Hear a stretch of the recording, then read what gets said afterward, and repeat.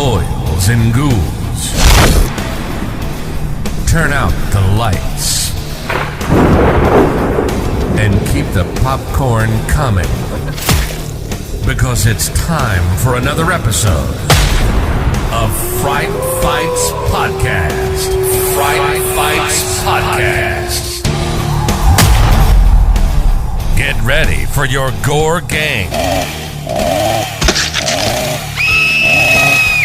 Tyler Cavan, Chris Lax, and Mike McKinney tackling horror news, reviews, and fight for their survival. Coming to you from the Fright Fights Fear Lodge. Get ready to sink your fangs into a battle that will make your blood run cold. This is Fright Fights.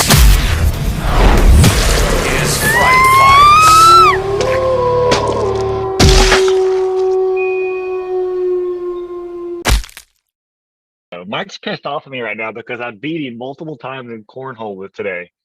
You are, I fucking hate you.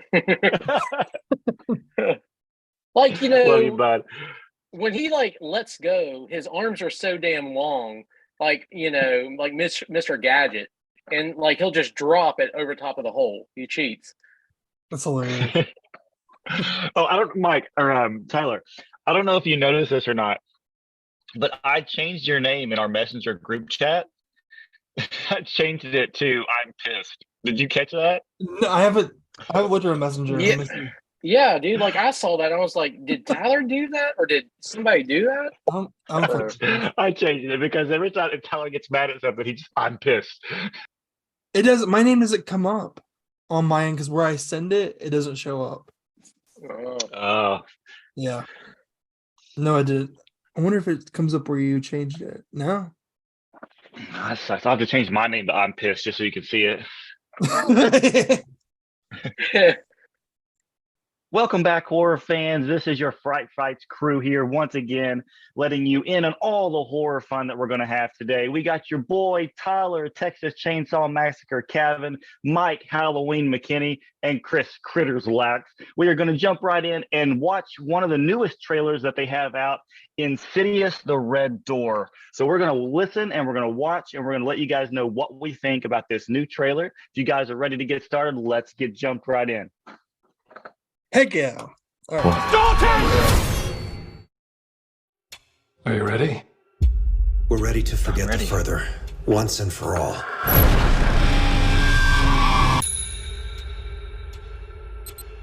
My brain just been foggy past few years. All I ever wanted was to be a good dad. Dalton. Mom. Renee.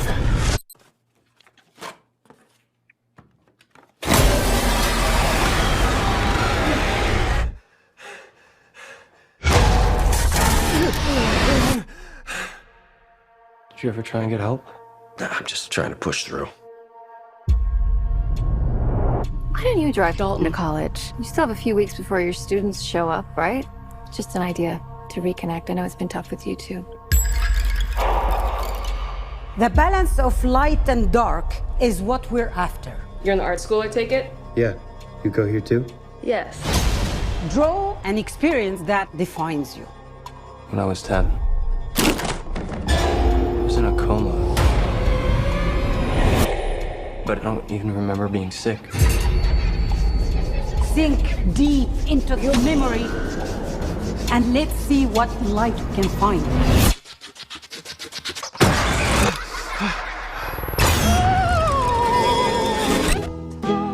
I'm seeing crazy stuff.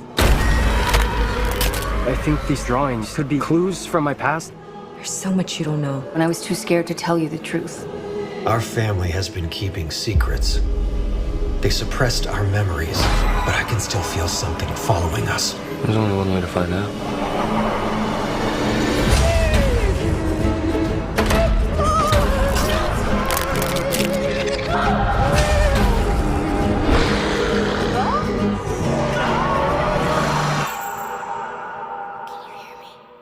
I feel like I'm getting closer to something. or something's getting closer to me.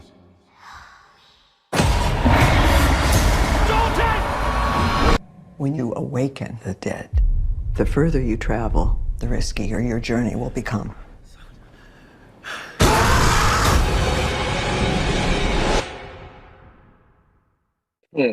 All right, first question right here. Why is the SI in every single Insidious film red? Is it just to resemble the red door, or is it just there to like have a stylistic approach? I think it's hilarious. I think one of the I films think it's should like just them. make it red. Well, I think the Insidious films are a little subpar, so I think it's just like the filmmakers just kind of exhaling, like they're sighing. It's SI, they're sighing. That's hilarious.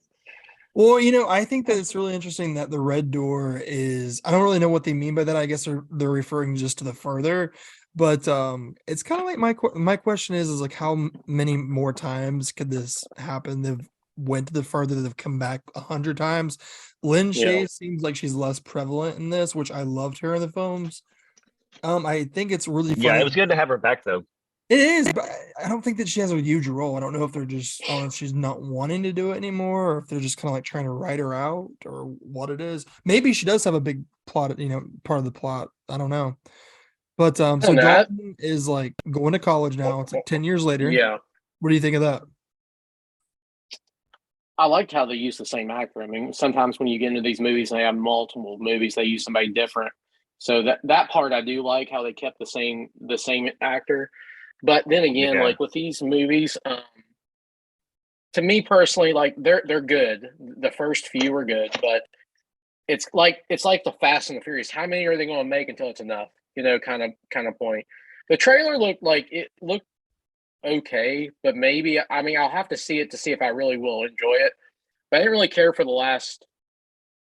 Well, definitely the fourth ones, and the third one was just First two were good, so I don't know.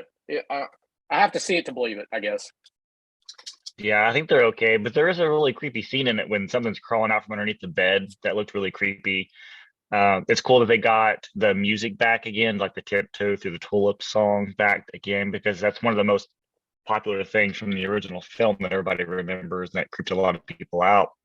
It's cool they got that back. I'll definitely watch it. I think it's funny that they wanted to make it modern times to the point where they took Dalton's iPhone just to say, hey, he has an iPhone now, the iPhone's out. It's, we're moving forward in technology. And he had that, what is like that little clocky thing? It's not the Newton's cradle, but you know what I'm talking about? And I'm like, okay, so you have to show that on an iPhone instead of in real life now. I think it's hilarious. But it does look okay. I really don't think this looks scary at all. I don't know if you guys think it looks scary, but I did not get frightened or vibes of being frightened, especially by the weird like stage makeup that they had with the ghost from the further.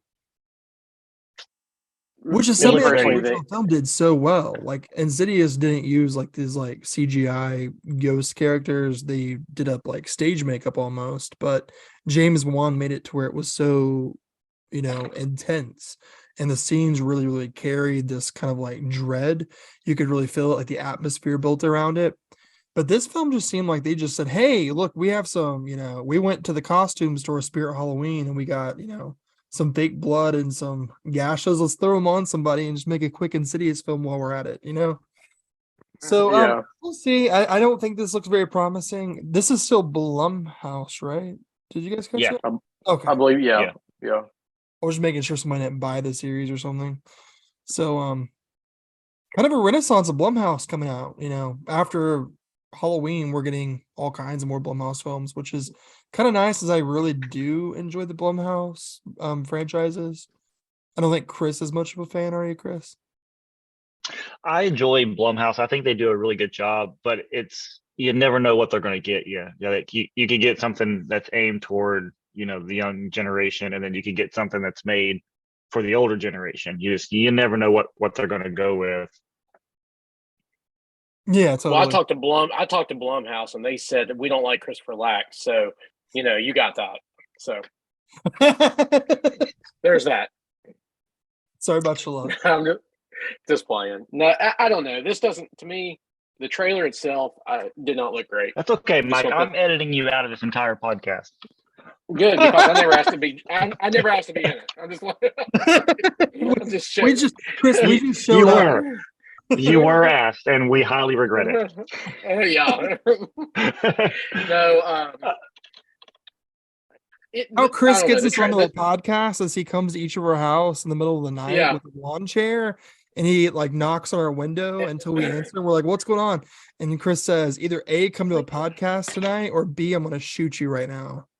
And then we have to just do it. Come on, play, guys. I've only had to shoot you 3 times. No, I don't know. The trailer. Maybe this is just like. What is this? The first trailer? It is. Right? Yeah, just came out. Because if there's more, I haven't seen them. But I was just saying, the first trailer does not look promising at all. Yeah, you Put know, that out there. when they say they're gonna make a new Insidious film, I don't believe it until I see the trailer, because it's kind of like one of those things. It's like, hey guys, they're making another Insidious film, and it comes up sporadically like throughout the year. Like the last one came out in January, the one before that came out in September, the one before that came out in April. So it's just like you don't know when it's gonna come out. It just kind of pops up. This one's coming out in July, which is weird because that's where The Purge usually comes out. And after the Purge TV show, which was an absolute disaster, I hated it. I guess the Blumhouse is looking to fill that void in the middle of the summertime, so they're going to do that with Insidious now. But you know, it's been a year for horror already, and coming out, you know, all throughout the year, there's additional horror films. You know, most recently we get The Evil Dead Rise. Chris, you are the only one who saw The Evil Dead Rise. Do not spoil it for us. What did you think? I'm not gonna spoil or anything, but everybody that I've seen that's watched it so far, whether it be podcasts, review channels, just people on social media, have all been praising the film, how interesting and how fun and how gory it is, and it does have a lot of really cool things with it. Me, for the most part of it, I was a little let down. I was telling Mike earlier, there was a lot of really cool stuff about it, like that I really liked. The most of that came in the last 30 minutes of the movie. The beginning of the movie is okay. It's just kind of it's a little dumb. And then the middle, to me, was not fun at all. I didn't feel anything like Evil Dead. The main lady, the woman in the trailer, you know, the mom who gets possessed, she does not feel like she belongs in an Evil Dead film. When she gets possessed, she doesn't feel like a regular Deadite. It's almost in the vein of the 2013 remake, Deadites. At least her part is. When other people get possessed, they are more like the classic Evil Dead characters, where they're more comical, they're more creative with it, they're more fast paced. But the mom is really slow. She goes back and forth between being a Deadite to being a normal person for a second, just to tell somebody something. It was kind of hit or miss when it comes to her being a Deadite, and I did not like that aspect of it. The rest of the movie, though, from like the last 30 to 40 minutes, if they would have kept the fast pace, the blood and the gore and the comical aspect from that throughout the rest of the film, it would have been amazing. And I really wish, I mean, it had a lot of potential. There's a lot of really cool things that they did that they could have went further with. Whenever the filmmakers came out and started talking about the film, they said they used like 72,000 gallons of blood or something like that. And I think he was kind of lying a little bit about that, because yes, there is a sequence that uses a lot of blood, but it's kind of like a cheap way to use that much blood. And I don't want to spoil it for you, because it's actually a really cool scene, but it is kind of like a way to be like, yeah, we use 72,000 gallons of blood. Well, yeah, but not in the right aspect that we want you to use it in. But I would recommend it. I think a lot of people really get enjoyment out of it, especially if you like the other films. You'll definitely get some throwbacks. There's a lot of references to Evil Dead 2. No way. And if you like that one, there's some really cool moments in there that reference the Evil Dead 2. I mean, definitely go and see it, even if you're just a fan of horror films and not really of the Evil Dead films. I still think this is something you'll get a kick out of. there's a lot of things in it too that plays on the horror tropes that I didn't like. And you know how I feel about some of those things, like the contortion things where people like their bones get broken and back and forth. I hate that. They do use that a few times throughout the film. So that kind of made me kind of cringe just in, why did you do something like this when you could be so more creative with the way you kill people in this film? But yeah, check it out, guys. It's actually a lot of fun. And I can't wait for you all to see it, to see what you all think. I think you all might like it a little bit more than me. Yeah. Evil Dead's one of my favorite franchise ever. Like I would say Evil Dead, Evil Dead 2. Those are two absolute perfect splatter films. One thing I wanted to say about the newest one is it didn't look funny. Like, obviously when you think about the Evil Dead, you think about the comedy, you think about the really gory scenes, like 72,000 gallons of blood, like you said, Chris. And that's every single movie. They've always had an excuse to use this like bloodbath. And you really didn't see that in the newest one. So I'm kind of curious to see that scene that you mentioned, because I didn't know anything about that. But this one seemed very straightforward, and I knew it was going to go one or two ways, but I am excited to see it. I actually wanted to show you guys this clip because I don't know if you guys have seen this or not. Check this out. Look, hold on. Yeah, I don't know what this is now. By the way, everybody, the Marauder, just so everybody knows. We held the elevator scene over Lee's head to try and get the schedule. The goddamn movie. What's that? This movie fucking sucks. What? He's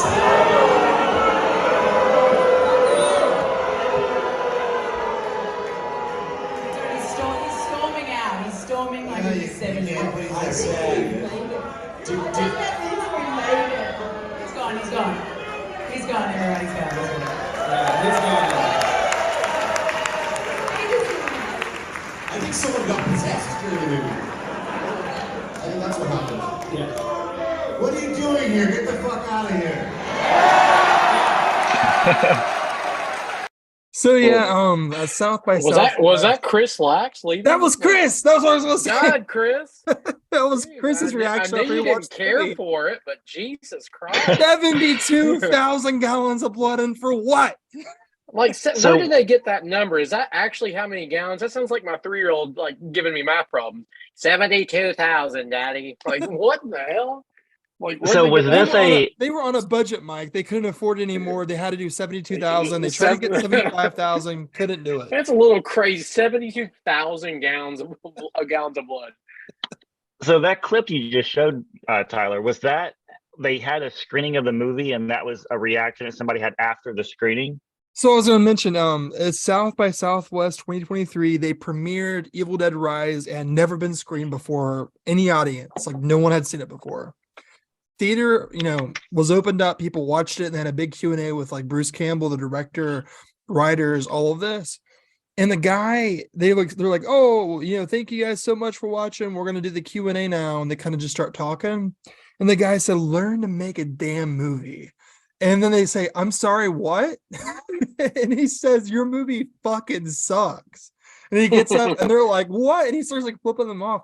And it was at that moment I realized I wanted to see the Evil Dead Rise, because I wanted to see if this guy was right.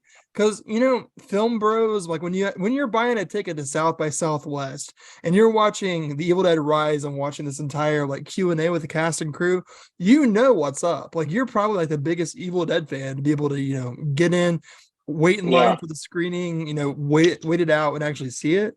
So I think it's really funny because I was like, if he hates it, am I gonna hate it? I mean, Chris, what do you think? I didn't hate it. Like I said, it was kind of right down the middle. It wasn't bad. The filmmakers did a really good job. I thought the filmmaking was spot on. It was just kind of the story that they told in the way they told it. But no, the guy was completely wrong. I would highly recommend anybody watching it. Didn't say I didn't like it. Said there's a lot of stuff about it that could have been a lot better than what it was. So fair enough. Well, I've been out and about watching the entire series again, getting ready for it. And let me tell you, like I had mentioned before, Evil Dead 2, top of the line. They're 9.9 out of 10 films. Love Bruce Campbell. I love how goofy Evil Dead 2 is. Yeah. Watching both of them again, I'm still a fan of the original. And there's a lot of people who think Evil Dead 2 is better. and a lot of people do think Evil Dead 1's better, and I happen to be in that ballpark of saying the first one's my favorite. What is it, Mike? What was it? Was it 2013, the last Evil Dead before this Evil Dead Rise? Correct? Was it 13? Yeah. Mm-hmm. So I'm gonna be honest, wasn't a huge fan of that one. It was good, but it wasn't like amazing to me. But no, I didn't like it at all. Yeah, like I was just like, I wasn't overly impressed with it. Kind of like what you said. I like the comedy aspect. I love Bruce Campbell. I'm opposite, Tyler. I really enjoyed Evil Dead 2 in 1987. I thought it was really well done, and I loved Evil Dead in, what was it, 80 or 81 when it came out? I think it was 83. I might be right though. I mean, I may be wrong though. Okay, I am right. I'm talking about. I'm right. Okay. Yeah, you're right. Goddamn, sorry. But don't yeah. So question me. Sorry. Evil Dead and Evil Dead 2. I memean, they were great. They had the comedy aspect or a side to it. But then Evil Dead that was brought out in 13. I don't know. I'm getting that vibes from this one that just recently came out, Friday? But I guess we'll see. I definitely will see it. I don't have a lot of high hopes for it. Well, dude, like, I rewatched the Evil Dead 2013 remake as well. I'm with you guys. I did not like it in theaters. I probably would give it a 5 or 6 out of 10. And I know, like, obviously they had quality issues before. You remember that, Chris? Mike, you may have heard too. It's they had like writers write it. I forgot the writers. And apparently they delivered the script to the studio and it was so bad, or they just didn't like it, or they didn't think it would work. And they had Diablo Cody, which had wrote Juno and a couple other like Oscar-winning scripts, to come in to rewrite it for them. And I mean, I think that she did it justice enough, because I want to see how that script was before she had the chance to overhaul it. But rewatch it again, try it one more time, because I did find like a respect for it later. Don't love it. I've watched it probably 5 to maybe 6 times, and I have hated it every single time. Oh, trust me, I don't love it, but the very first time I watched it, I just did not like it at all. It doesn't feel anything like an Evil Dead movie at all. It Nothing, doesn't. not one single aspect of it. The acting is, I mean, it's okay acting, but when the Deadites get possessed, they don't have any resemblance to anything Evil Dead related. And it's supposed to be in that same universe.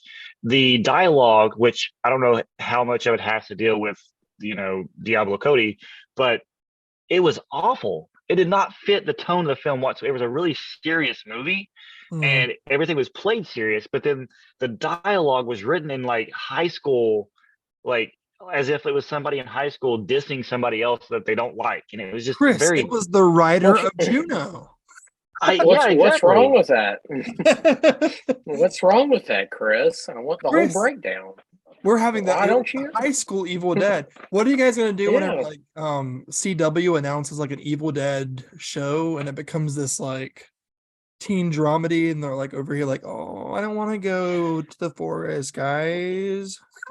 So there is an episode of Creep Show from season, I think it might be season 2, where it's got not Sam Raimi, but his brother Ted Raimi in it, and John it's Raimi, a whole Evil Dead episode where they get possessed, and I think Ted Raimi goes and he's like at is it a news show or like a shopping network show, something like that. It's like a shop talk thing. Yeah, and it's an hour-long episode, and it's a complete Evil Dead episode, and it's really cool, and it's really well done, and it's way better than the 2013 remake was. So if you're gonna watch anything Evil Dead-ish, watch that. Like, watch that episode of Creep Show. Honestly, that was probably like either the best or the next to best episode of that entire series. It was so good. But I don't know. Are you a fan of the first or second Evil Dead more, Chris? Because keep in mind, I want to say I love them both equally, almost. Like, they're 10 out of 10s. For different reasons, they're both great. I just slightly lean to the first. I would go with Evil Dead 1 more. the second one, even though it's a lot of fun, it's basically a remake of the first film, just a little bit of stuff changed, and the tone is completely different. Instead of being half serious, half comical like the first one is, because everything in the first movie is 100% serious, but then the stuff that's happening to him is just so over the top that it's funny. But in part two, it's half serious, half comical, and everything that he's happened to him is 10 times over the top. So I would go with one as being my favorite one more, but I really, really enjoy. I mean, they're both 10 out of 10, yes, but I lean more toward the first movie. Nice. What would you give the newest one, like on a scale of 1 to 10? I told Mike earlier I give it right down the middle out of 5 because I need to see it again, because I'm not real sure how I really feel yet. Because like I said, there's so much I like, so much I don't like. I need to watch it again and see how I get that afterwards. That's fair. That's fair enough. I mean, I had to see Halloween Ends twice. I mean, really, and that's a lot of movies though nowadays. Like especially that have a lot of high hopes with it and they're out in theaters. Like you'll go watch it in theaters, you're like, man, it was good, but maybe I'm missing something. And then you watch it again, you're like, that was a really damn good movie. So, I mean, that's fair enough. They tried to imitate the same exact thing that Smile did with Evil Dead. I watched this other I forgot what it was. I think it was on YouTube or TikTok or something, but people came out and they were like pretending to be Deadites in the theater as a marketing ploy, and they had it on film, and it was very cringy, let's just say. So I don't know, like it's like the Evil Dead wants to be like the trendy, cool kind of like horror movie of today. But let's just be honest, it's already overshadowed to me by Scream. Yes. I don't know how to say it. I mean, Scream is successful. I think there's a lot more. Well, as we're recording this, though, it's already made over 23 million at the box office. Oh yeah. So yeah, and the weekend hasn't even been done. That's only on a Friday, or Thursday, Friday, and Saturday totals. That's nothing with Sundays or anything. So that's kind of crazy. Well, you have to understand too. It's been a while, and they did a really good job with marketing this. So I wouldn't be surprised if it did fantastic numbers. So what else? Have you guys? What else did you watch, Mike?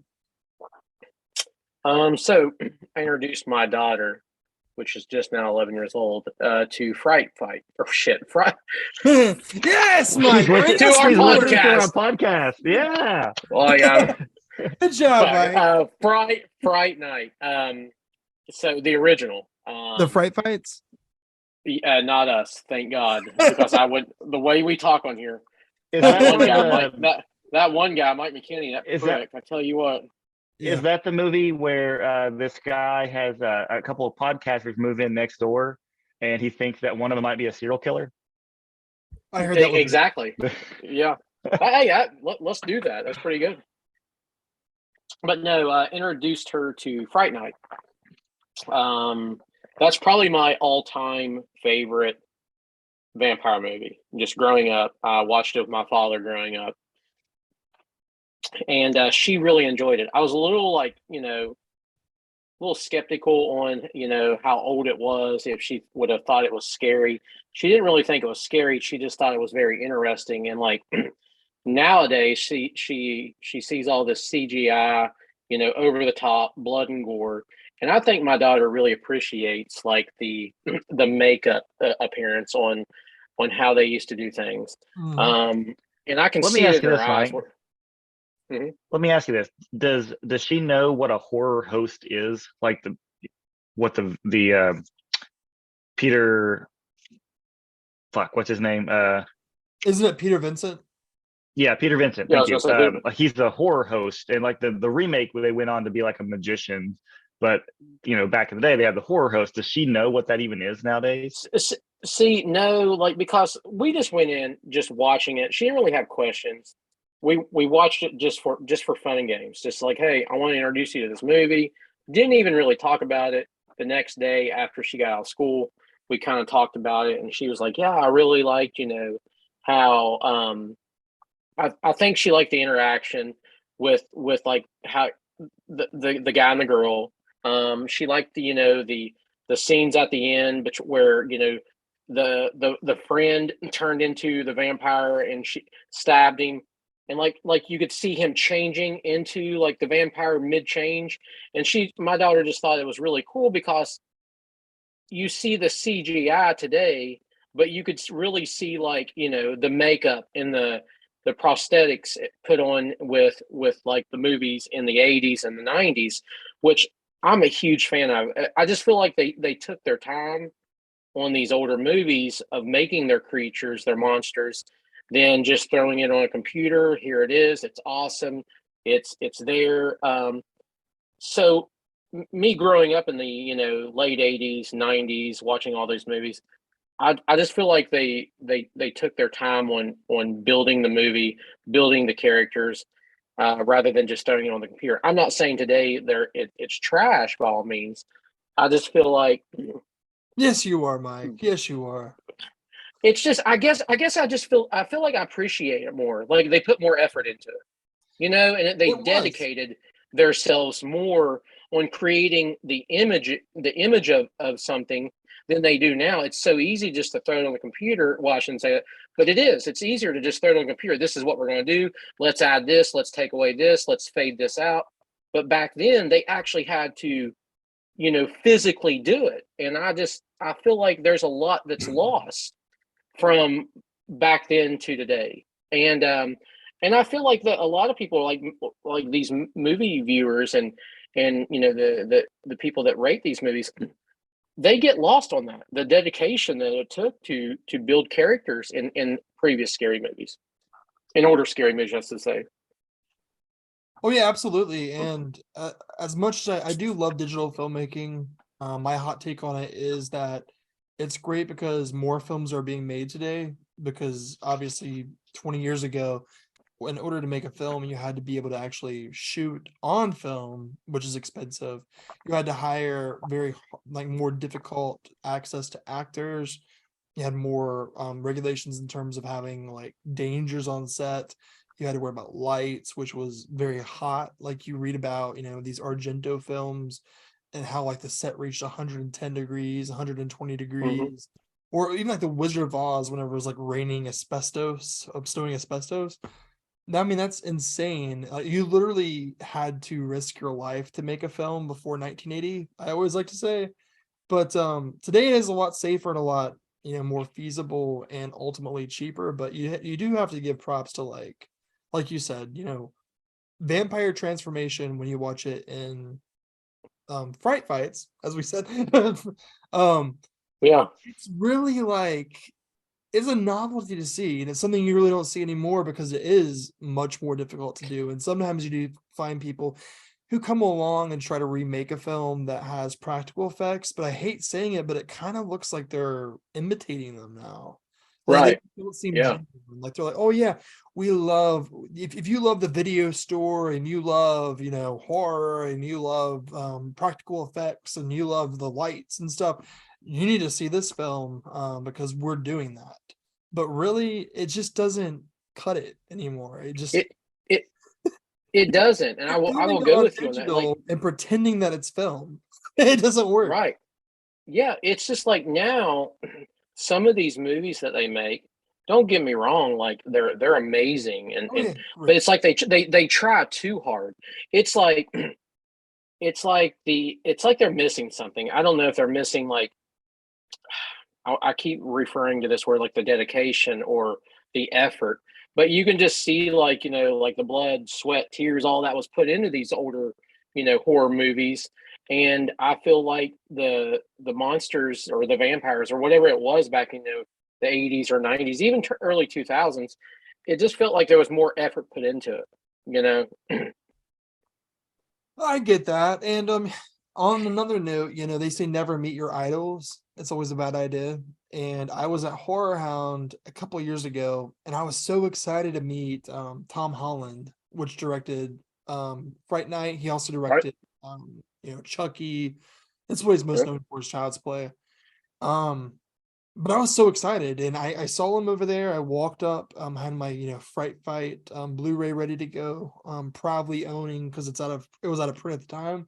I was like, will you sign this Twilight Time Blu-ray for me? And I just tried to I was like, this was my first horror movie that I truly fell in love with the art of filmmaking with, because I was probably 12 or 13, and that was the moment I was like, this is cool. This is awesome. Yeah. and he was not interested in talking about Fright. He wasn't interested in talking about Child's Play. He wasn't interested in talking about Fright Night. He did not want to chat about it, and that was just it was such a crappy experience because I loved that film and I loved Tom Holland's work, and Child's Play I think is a lot of fun too. So yeah, that's a little tidbit. Never meet your idols. Also, me and Chris watched a panel speaking of horror host, and some guy was like, what was it like working with Vincent Price?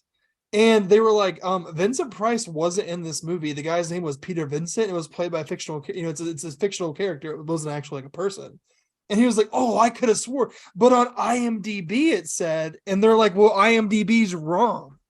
We were It's probably I usually record the Q&A panels that I go to. I probably have it on my YouTube page, that panel, because there's a couple Child's Play panels that I have up there that has Tom Holland in it. So I think that's on one of them I have. I remember that happening. Yeah.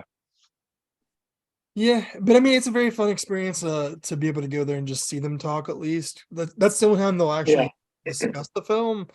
And yeah, I mean, it's just very nostalgic for me, and I love Fright Night so much, and I'm glad that you're passing that along to your daughter as well, because it is for sure. Life, and I think that a lot of kids really, it's becoming like cool to be. They call it film bros nowadays, and every generation has like a different term for it. But yeah, man, that was one thing that I really was focused on trying to do was get my daughter somewhat interested in the movies that I grew up with. Mm-hmm. And that's something I think she can appreciate, and because that's what my father did. When I started watching scary movies, it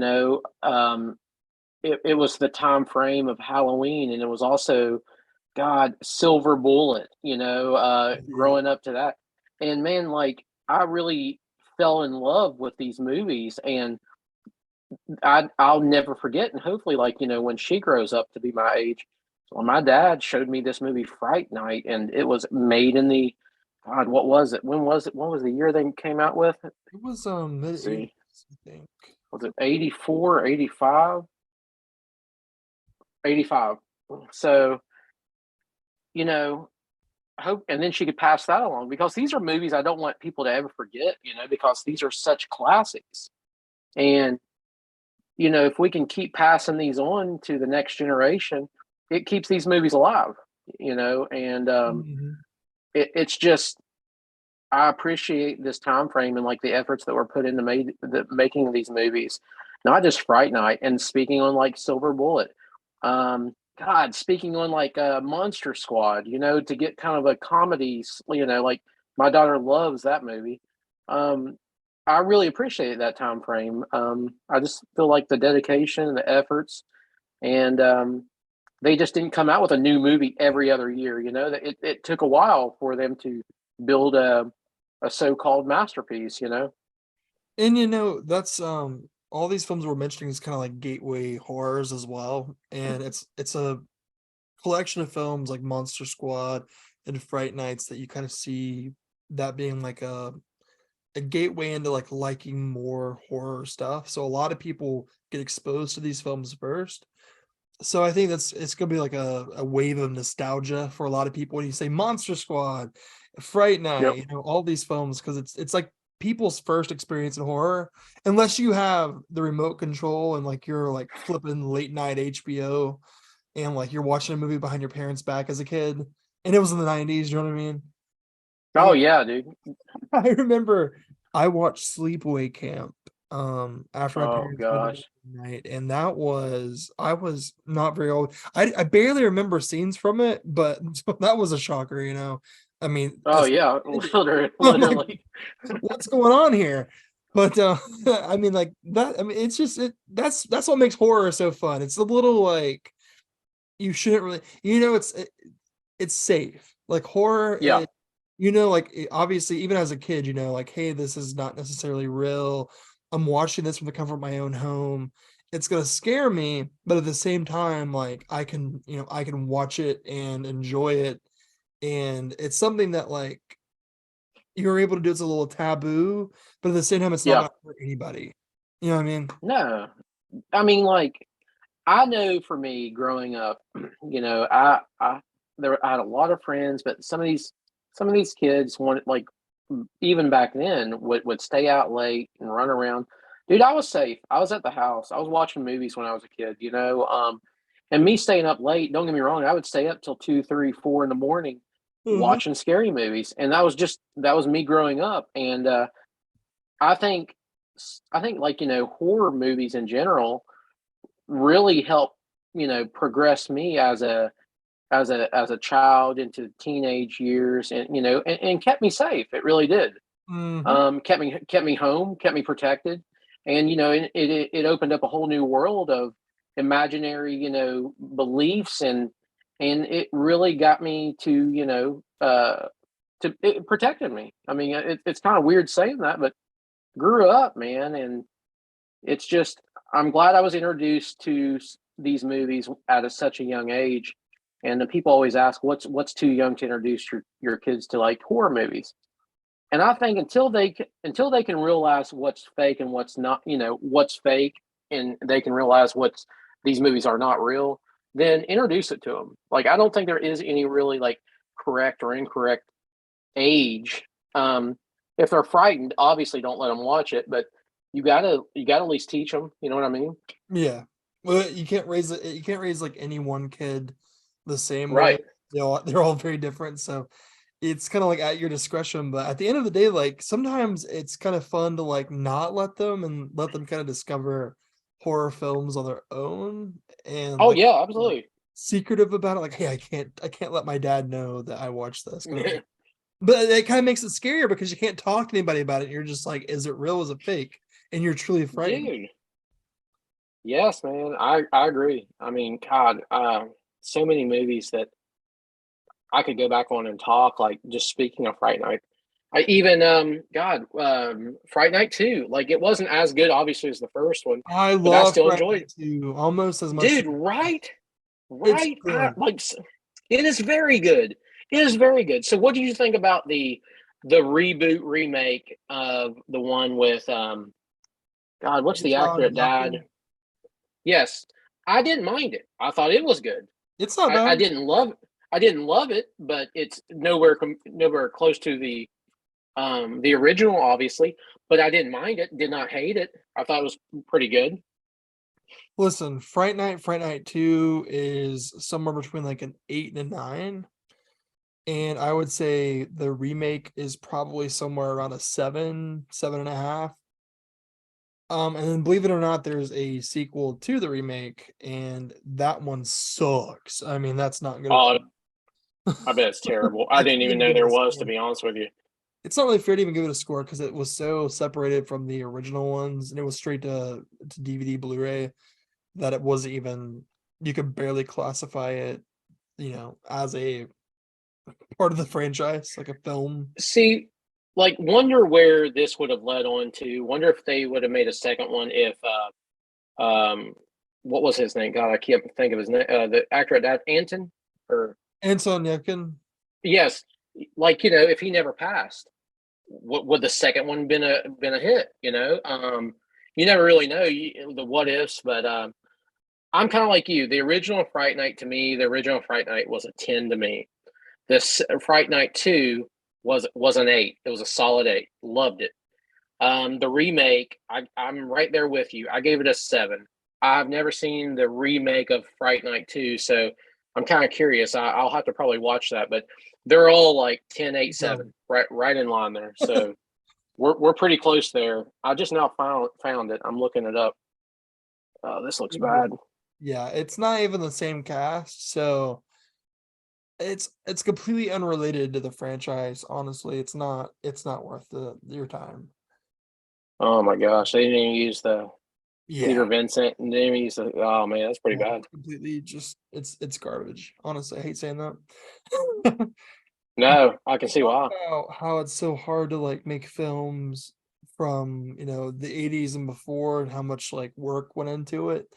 And Yeah, once in a while, though, there comes along a film that still does that and uses kind of like old school techniques to make modern, cinema.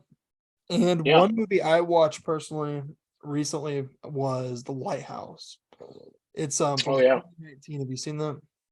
Mm-hmm. Very good. So this is a Robert Eggers film. He's the guy who made The Witch back in 2015. Super really he's like an amazing filmmaker. I don't even know how to describe, like, I've listened to him on podcasts before.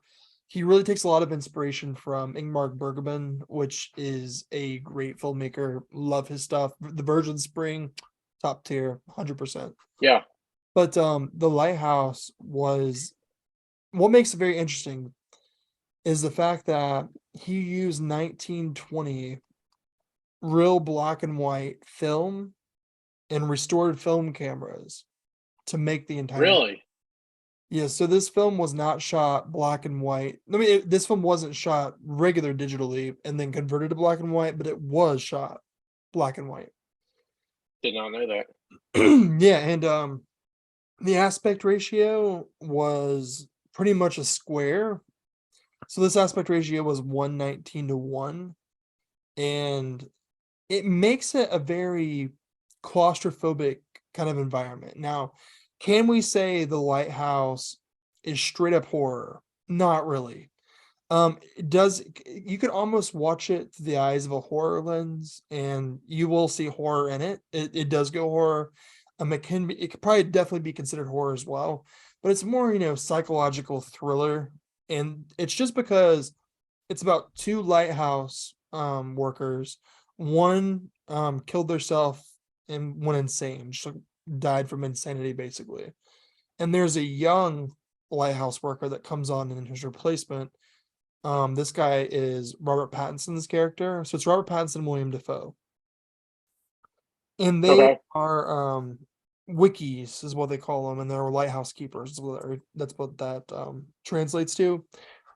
And basically they just they're looking after this lighthouse, and slowly you see the two men go insane, and a lot of stuff happens to them. There's like this weird mermaid sex scene as well, which I appreciated. But I mean, it's interesting. It's something that you don't really see a modern filmmaker take inspiration from Ingmar Bergman, filming things on a 1:19:1 aspect ratio, perfect square, 1920 film camera in black and white with mermaid sex in the middle of like Robert Pattinson and Oscar winner William Dafoe. It's just a crazy concept that works. And yeah, a lot of people hate this film. A lot of people love this film. They defend it with everything in them. And it's such a polarizing split between the two. And I happen to be on the side that really appreciates it. A24 is the studio, and they put out a Blu-ray release, and it has, some behind the scenes. It's a beautiful, I almost want to show it to you, but it's in the other room. But it has like booklets with it. It has like, all kinds of like free like storyboarded imagery and stuff. It's really it's a solid release, and that's the reason I rewatched it, was because I got that on Blu-ray. I was gonna say, because technically it's a psychological like mystery, right? Am I, like, I remember watching this, but it's been when this came out in what, 2017, 18? 2019 was the okay. So okay, so it's like a mystery, right? I've only seen it once. Yeah, it kind of goes like mystery vibe, and there's a lot of lenses you can watch it through. Like, you see horror there because obviously the community, and there's something like they're enchanted by the light. There's mystery as well because you're kind of like uncovering things about this lighthouse, and then there's a psychological thriller because, again, the concept of them being isolated and alone at this lighthouse. So it goes a lot of different directions, and it's insane. And I mean, it's not everybody's cup of tea. You gotta right. This is black and white. This is, not necessarily completely slow cinema, but it does go a little slower. Chris would hate it. Let's just be honest. But it's basically everything Chris hates in a movie is what this is. If he was here, he'd be shaking his head. We're going to pick that as the next movie for him to watch. Yeah. Oh, speaking the devil, here he comes. Oh, hey, Christopher Lax. We were talking very highly of you. I don't even know what you guys said, but fuck you both. No, you have to watch The Lighthouse. That's your next movie you have to watch. No, I said, I was like, The Lighthouse is very polarizing because half the people who watch it hate it, half the people who watch it love it. But you have to also keep in mind this is a true blue, black and white, shot on film, 1.19 to 1 aspect ratio, perfect square, slow cinema with Oscar winner William Dafoe and Robert Pattinson, and about the insanity of two men in a lighthouse that slowly kind of unravels the point of like their breaking point. And I said it's basically everything Chris would hate in a movie is The Lighthouse. Yeah, I don't like it. It sounds awful. See, honestly, this was Robert Pattinson. This is how he became Batman. He went to the lighthouse, and he messed him up a little bit. He became Batman. Got powers from the sea. Can I just be honest with you? I think that Robert Pattinson, remembering him from Twilight, right? Yeah. The guy has come so far. Like he's the only Really? actor from Twilight that's actually done something that's of substance. I saw his Batman film. I know this is a horror podcast, but I just want to say, like, it's kind of horrific. I mean, it's kind of fucking horrific. There are some scenes, it's like this, we get this emo Batman. Like, it's just like he blacks out his eyes and wears sunglasses because the sun hurts him. Like, he's just like this, like, black out those eyes because you've never been outside. You stand your ground, you hack things. You're an absolute kind of like badass and like this weird, like sensitive emo boy type way. So it kind of does go back to his Twilight roots. I'm going off subject here, but I just want to say that Robert Pattinson kills it in The Lighthouse. William Dafoe kills it in The Lighthouse. Robert Eggers is a hell of a director. The Lighthouse is badass. Again, not everybody's cup of tea, mainly Chris's. I'm going to give it a 9 out of 10. I'm just going to say it, 9 out of 10. Ooh, boy. Getting deep. Getting All right. deep. Chris, you're up. What you got? So first off, before we get started on the next movie, just saw this. The Trick or Treat just got announced to be released on 4K from Synapse Films, with all bonus features being done by Red Shirt Pictures, Michael Felsher. Mm-hmm. So I know movie's been released on DVD, but it's never had a Blu-ray treatment except for like UK. So this is the first time it's getting a release since like 2000, like early 2000s. 2003 was when this DVD came out. So it's really cool that Trick or Treat's finally getting that remastered. Yeah, because before you had to go to eBay and buy that German all region Blu-ray, and that it had German subtitles, I'm pretty sure, as well. Throughout the whole entire thing, you couldn't remove. So what I want to say is it's about time, honestly. Yeah. Yeah. But the next movie Chris, that I watched was, before you get started in that, I don't want to interrupt and I don't want to make this too hard to edit, but your audio's down. Did you it's like, very, very low. wise. It was fine before you left, but when you came back, do you get that mic or is it just me? It is a little low. I told you that Chris is definitely cursed. No one believes me. Yeah, we're done now with Chris. So anyways, Tyler. Anyway, back to William Dafoe. Yeah, William Dafoe. More like William Dafoe, because he Dafoe. Badass. I don't know. Has anybody watched this TV series called From? From? Have you heard about it? Yep. Have you heard about it? No. I've been wanting to watch. Okay, guys, can you hear me now? Yes. What'd you do? Yes. All right, I just went ahead and disconnected my Bluetooth and headphones and then reconnected. That's bizarre, honestly. So I have two shows on my list I want to watch. One is Beef on Netflix, and then the other one is Swarm that's on Amazon Prime. All right, Chris, you're up. So there's only one more movie that I watched, which was a Shudder. I think it's a Shudder exclusive. It was called Kids versus Aliens. It's very new to the service, and it's about a group of kids who their parents leave them at home over the weekend, and they throw this massive party, and it's a mixture of like 7, 8, it might be a little bit older than maybe like 9 and 10 year olds, and then mixed with 17, 18 year olds, and they have this massive party, and during this party this big alien spaceship lands in the nearby lake, and these aliens come out and start attacking everybody at the party and start dragging them back to the spaceship to kind of capture them and kill them off. And it was a really cool movie. It was a lot of fun. There's only one thing that was bad about it. It's like a kids movie.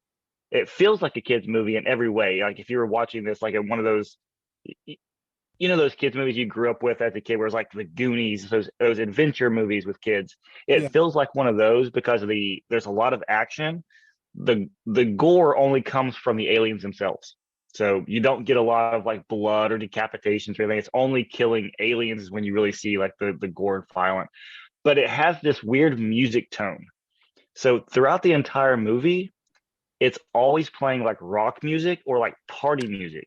It's never any type of atmospheric music or anything or any type of theme to it. It's just always party or rock. So it has a weird tone to it because the movie itself is just action packed, if that makes sense.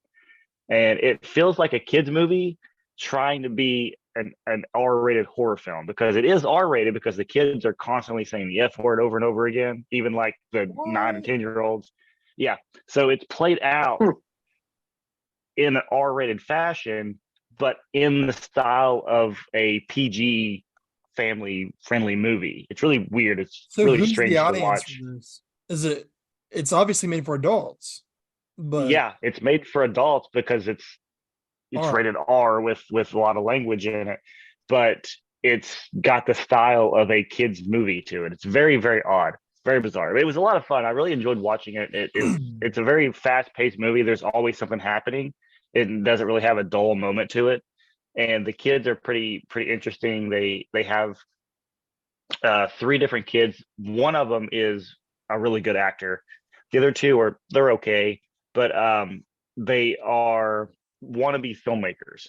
So that's kind of like a relatable aspect from my part. You can kind of relate to them a little bit, and they're having fun with it, and they just want to, make the aliens. They want to kill the aliens because they're interrupting their party, their filming, and all this stuff. It's really, really cool.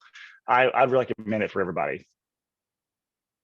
Interesting. It reminds me of when me and Mike were talking a minute ago about gateway horrors, like horror movies you'd show your kid to get them into horror. But this is obviously not that, which I think is very interesting. Because you sent me the trailer, Chris, or you told me to watch it. You were watching it or something, and I remember watching the trailer and thinking it did seem very like hard PG, soft PG-13. So I had no idea it was rated R, and that's kind of bizarre to me. So I don't know. Which is Shudder, so I mean, has Shudder made a kids movie? I guess this is their style of a kids movie. Weird. Speaking of kids movie, have you guys watched the Gremlins Secrets of Mowgli? No. Right. Did you just say Mowgli? Yes. Like the fucking Jungle Book? Yeah. It's Mogwai. I know. After we said, "Did you see Mowgli, like the Jungle Book?" I was like, "Yes." But honestly, that's what I mean, right? Do you guys not feel that way? Horrible animation style. Okay, no, don't get me wrong. Okay. Maybe the animation style is supposed to be like artistic, and that's the way it's like hand drawn or something. But to me, it just seemed very low budget. It just seemed very on the nose. I don't know. Are you guys gonna watch it? Yeah, I'm not. Probably won't. I'm definitely gonna watch it. I really love Gremlins, and I love the character. I love Gizmo and stuff. I'm not a fan of the animation at all, but I can overlook the animation as long as the story is fun and the story adapts from the actual films itself. But there's a lot of stuff they leave out because in the trailer you see a shot of water being spilled on Gizmo, and then instead of popping out the other, Mogwais in the little Gizmo like Gizmo fashion, they immediately turn into gremlins. And that's not how it works in the film. So I was a little confused on that. They got that wrong. So like, what else are they going to get wrong? I just would rather have a Burbs TV show over. Oh God, yes. Right? The Burbs, yes. I've never been a huge fan of Gremlins. Like, it was okay as a kid. I've only watched it maybe 2 times in my entire life. I'm fine with that. But the Burbs, put that on every week. I watch it every day. Yeah, right. Exactly. God, the Burbs are a classic. God, it's a classic. And I don't know why. Honestly, that now I'm thinking about it, I kind of want to adapt it into a TV series. It's kind of good. Sounds good. So, Chris, while we're talking about your films as well, you had a weird thing happen to you said? Yeah, so it's really strange. A few episodes ago, we talked about sleep paralysis. And even you mentioned while I was talking about it that just talking about it can cause sleep paralysis to happen, right? Mm-hmm. Well, it happened again to me. And this is the 3rd time in my life that I've experienced this. And they all 3 have been different, completely different. And this one was very, very strange. So, unlike the other 2, this one took place in the day. I took a nap. I went to sleep. Was trying to get about an hour to maybe 2 hours of sleep in, and my alarm goes off. And I knew that I had a little bit of extra time, so I hit the snooze button for like 10 to 15 minutes, right? What everybody does. They don't want to go to work. They want to sleep more. So when this happens, I hit my alarm, try to fall back asleep, and I'm in the middle of. I must have slept for maybe 2 or 3 minutes before I woke back up.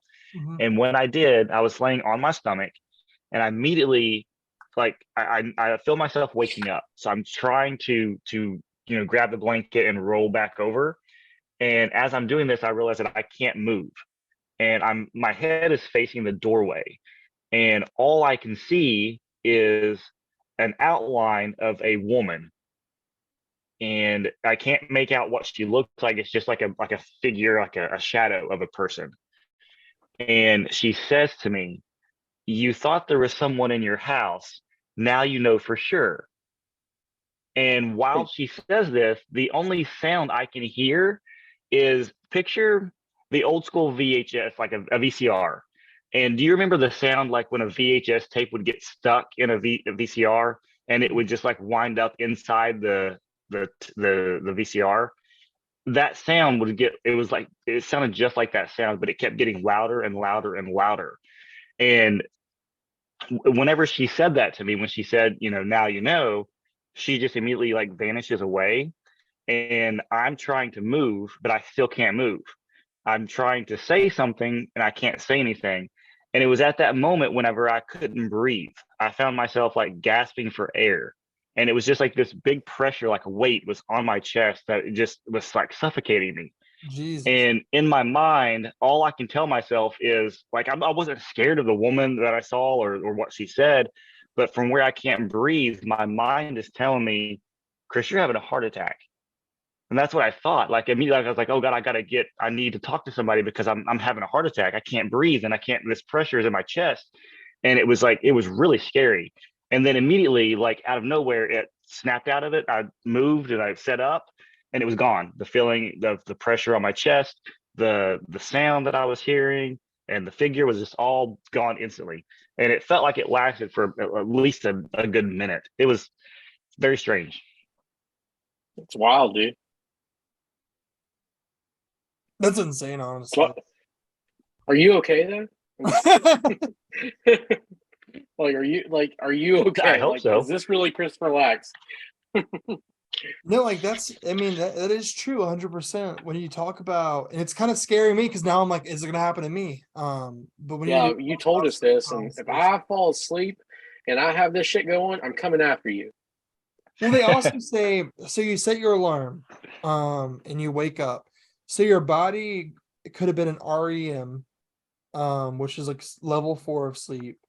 Your alarm goes off and it immediately pulls you from level 4 to level like right out of it. So like your body's fully awake.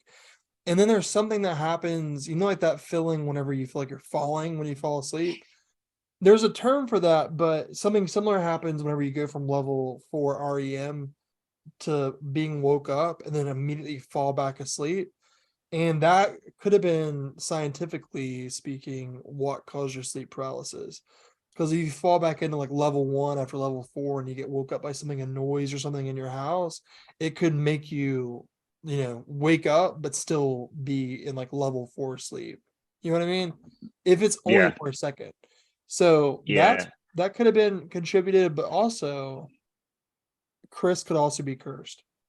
I just want to say I feel like he's cursed. I feel like he's definitely cursed. Well, I have one more movie I want to cover because this is something that I think should be on every horror fan's radar, especially when we talk about nostalgic of the 90s. It's Bio Zombies. I had never heard of this before. It's from Japan. I think it was 99 or 98, late 90s. Vinegar Syndrome's partner label put it out recently. I'm not for sure which partner label it was though, but it was put out by Vinegar Syndrome. That's where I got it. I got it at a convention. And the premise, I mean, honestly, I just read the back of the box. The premise seemed really interesting. I was like, why has no one talked about this? Why have I never heard of this? But I read a review and it's kind of perfect. So the review said, Surge Soda, the movie. Because it honestly feels like a Surge Soda commercial goes horror. This thing has zombies. This thing has 90s culture. The dude has a purple Game Boy Color and he uses it to like it's insane. They go through this mall. They own a bootleg DVD video store. They have like VHS and DVDs they bootleg for people at this mall. And there's weird kung fu scenes, but it's not like a weird kung fu movie. It's just very like 90s fun. And essentially this drink the government has acquired in Japan has made people like start going crazy, like they turn kind of zombie like. So that's where like Surge Soda the movie comes into play because it's very 90s and it's about it's the best way to describe it to somebody who's never seen it before, and it's not even going to do it justice, is the movie The Stuff. If you watch The Stuff, because this is basically a soda that turns people insane and turns them into zombies. But keep in mind, this is rooted in the 90s culture. So we get, Game Boys, VHS. We get that look of the 90s. It's very video-y. So I would 100% recommend this. It's so much fun. Bio Zombies. But I'm not would you sure, rank but it? it was 7 out of 10. Easily. Ooh. Yeah. Oh, it's solid. Definitely good. I mean, the weird thing is it's not available anywhere. I had never watched it before.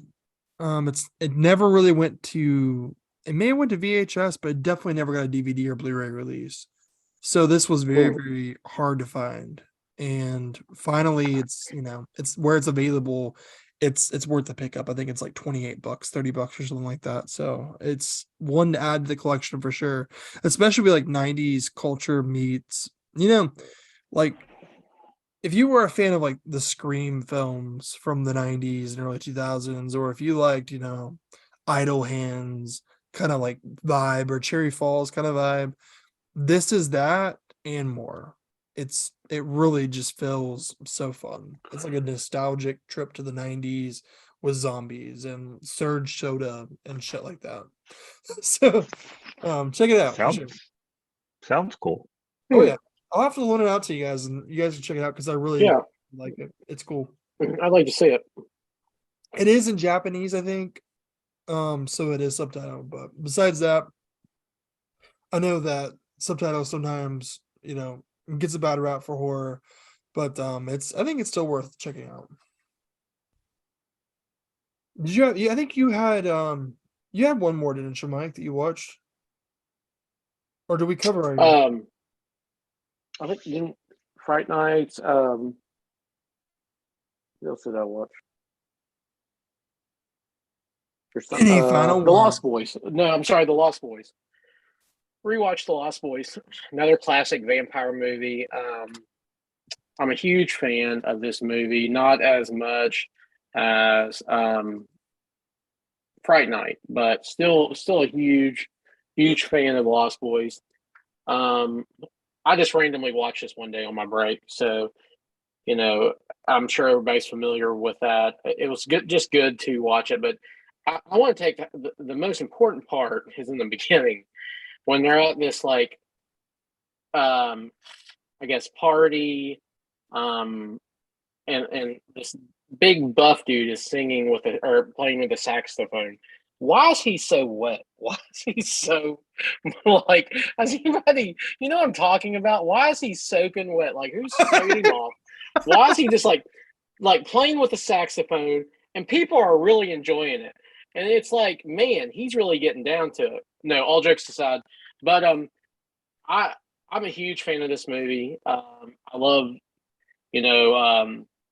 all the actors really in it. Corey Haim, Edward Herman was the Max guy. Yeah. I mean, you got Corey Feldman, you got Kiefer Sutherland.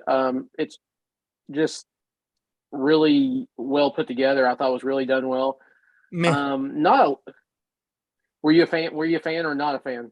Not a huge fan. No, what? Oh my gosh! There's only one saxophone movie for me, and that is The Devil's Honey by Lucio Fulci. That's it, baby. I really like The Lost Boys.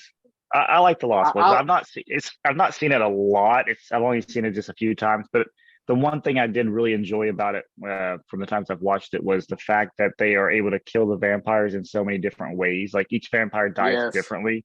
That's the one cool thing about this film, and I think that's what most people really enjoy about it as well.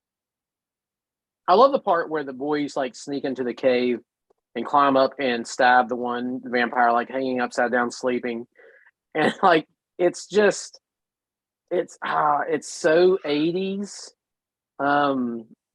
It's just God. I really love. There's another kill where one of the vampires, I think he gets knocked in a bathtub by a dog, and he's just melting, and it's every time he comes back out of the water, his eyeballs out of his face, and then he goes back in and he comes back out and he's just a skeleton, it's just it keeps getting better, and it's done so well. But so I watch Lost Boys, love the Lost Boys.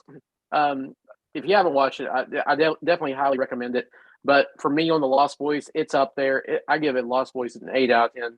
Hey, that's quite high. super big fan of it. I don't hate the Lost Boys. I don't, but I need to rewatch it as well because it's been a while. But it's just whenever I saw it at the phase I was in my life, I didn't get much with it. But it's definitely one fair enough. Needs to be rewatched for me. But I am telling the viewers, definitely watch The Devil's Honey, Lucio Fulci, saxophone. You'll thank me later. All right, y'all. You know what time it is? It's time for another episode of Fright Frights Podcast. All right. Fright Frights Podcast. Do it. Can you guys do it?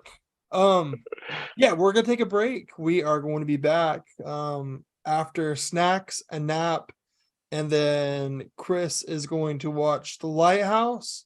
He's gonna tell us what he thinks about it when he gets back, and that's gonna be the rest of the show. All right, we'll see you guys in a minute. See you guys later. Good luck, Chris. Are you recording, Tyler? No. It was a weird time. Fuck you. Go fuck yourself. Dude, like your screen froze on my phone, and you were like smiling, and it looked like the thing don't off get a that Smile. poppies. All right, guys, welcome back to Fright Fights. We are about ready to do a battle that we've been waiting such a long time to do. We're so excited. This is Ghost Stories. So we have three really good ones, three very different ones.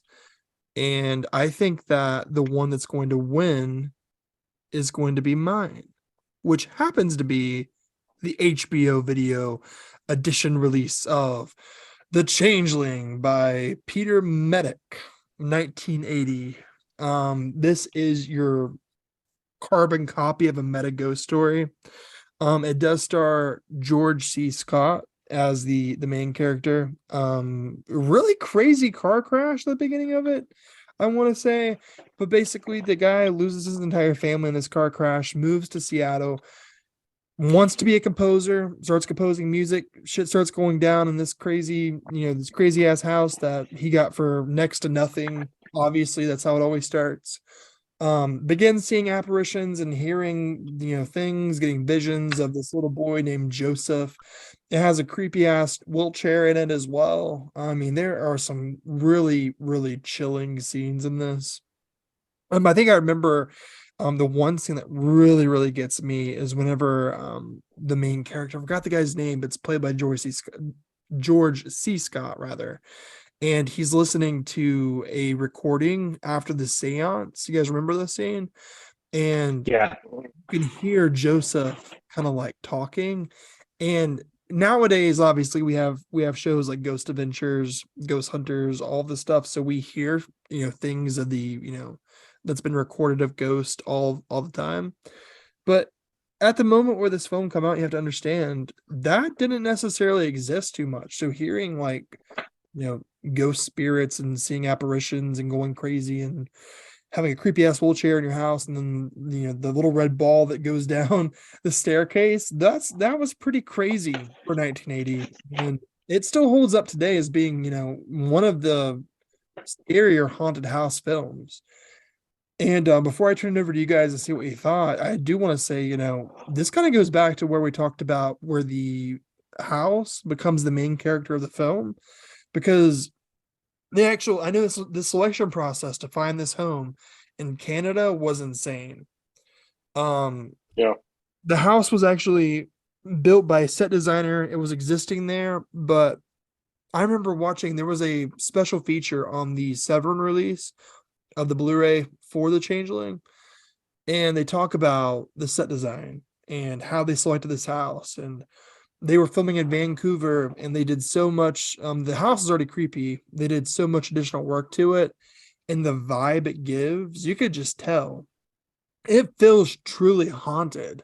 Like I don't even know what like they did to dress up the set and what was already existing there, because everything about it is just so perfect in terms of like the staircase, the attic, the pieces they use, everything about it. And it sounds like there's a ghost blender going in the back. Like what? You making a snow cone or something, Lance? Like, what are you doing? You making snow cones? Sorry, I was trying to find the DVD of The Changeling that I have to reference something, but I couldn't find it. Well, I'm pissed. I was wondering. You got your meat grinder, so you ready? You got your lawnmower. All right, Chris. Continue. You making snow cones?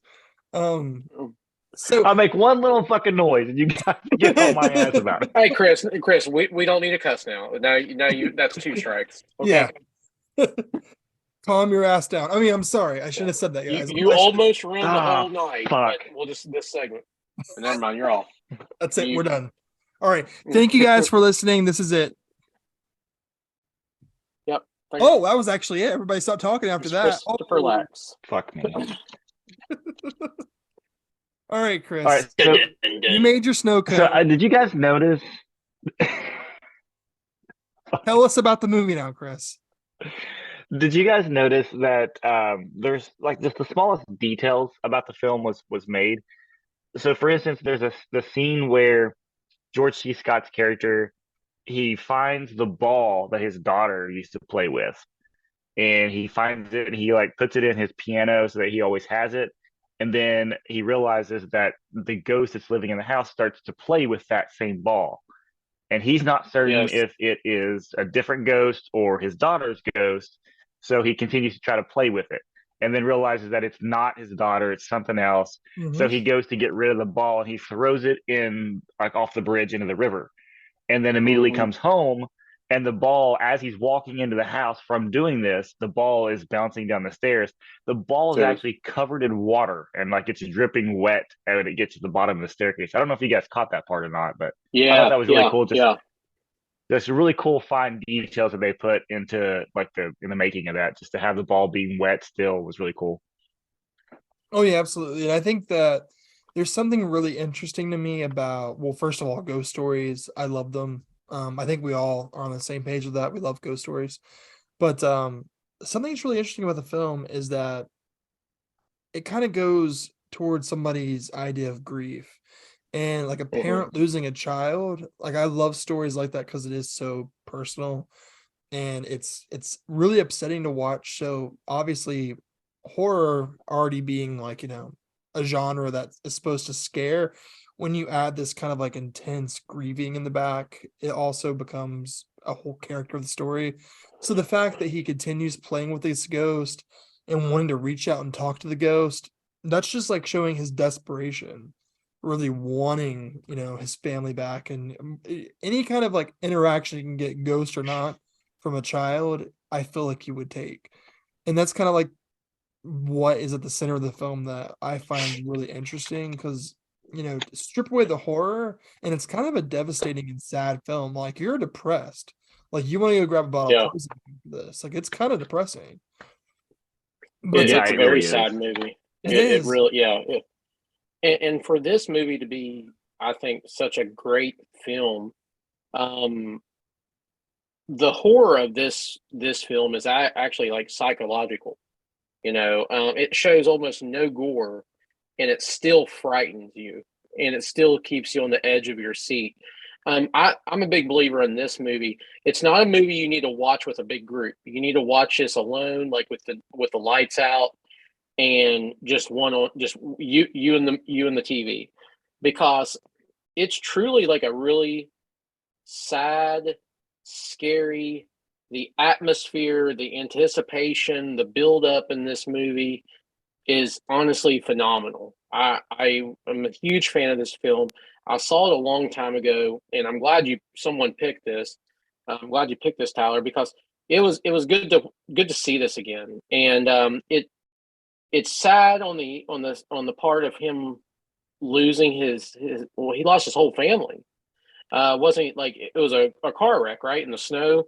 So like it's sad on that, because like, man, that could happen to anyone, and God forbid if it happened to you, Jesus Christ. But like, how this is him picking up the steps to move forward without his family, and he's still grieving, and you can tell that he is.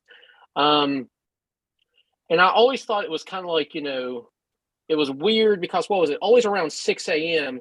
something happens. It's like, he experiences something. And it's the ghost of like a child. And I felt really sorry for I think was it John Russell, but the actor is John C. Scott. I mean, I felt really sorry, but to have no gore at all, this was a very frightening movie. Even what Chris mentioned, throwing the ball in the river or in the lake or whatever, you threw it over the bridge, and then the ball bouncing down the stairs with water. It was the small details of this movie that made it so impactful, Oh yeah, there's also the really cool scene too. There's the lady, I can't remember her relationship to it. She's like the friend that he meets up with to get that sold him the house or got him the house, and she's investigating the house, and she's like walking up the stairs, and somehow she's drawn to the attic. So she walks up there, and the wheelchair turns and pretty much chases her throughout the entire house. It goes all the way down the stairs, like all 4 sections of the staircase, and all the way to the bottom. It was a really cool scene. It Yeah. Oh yeah.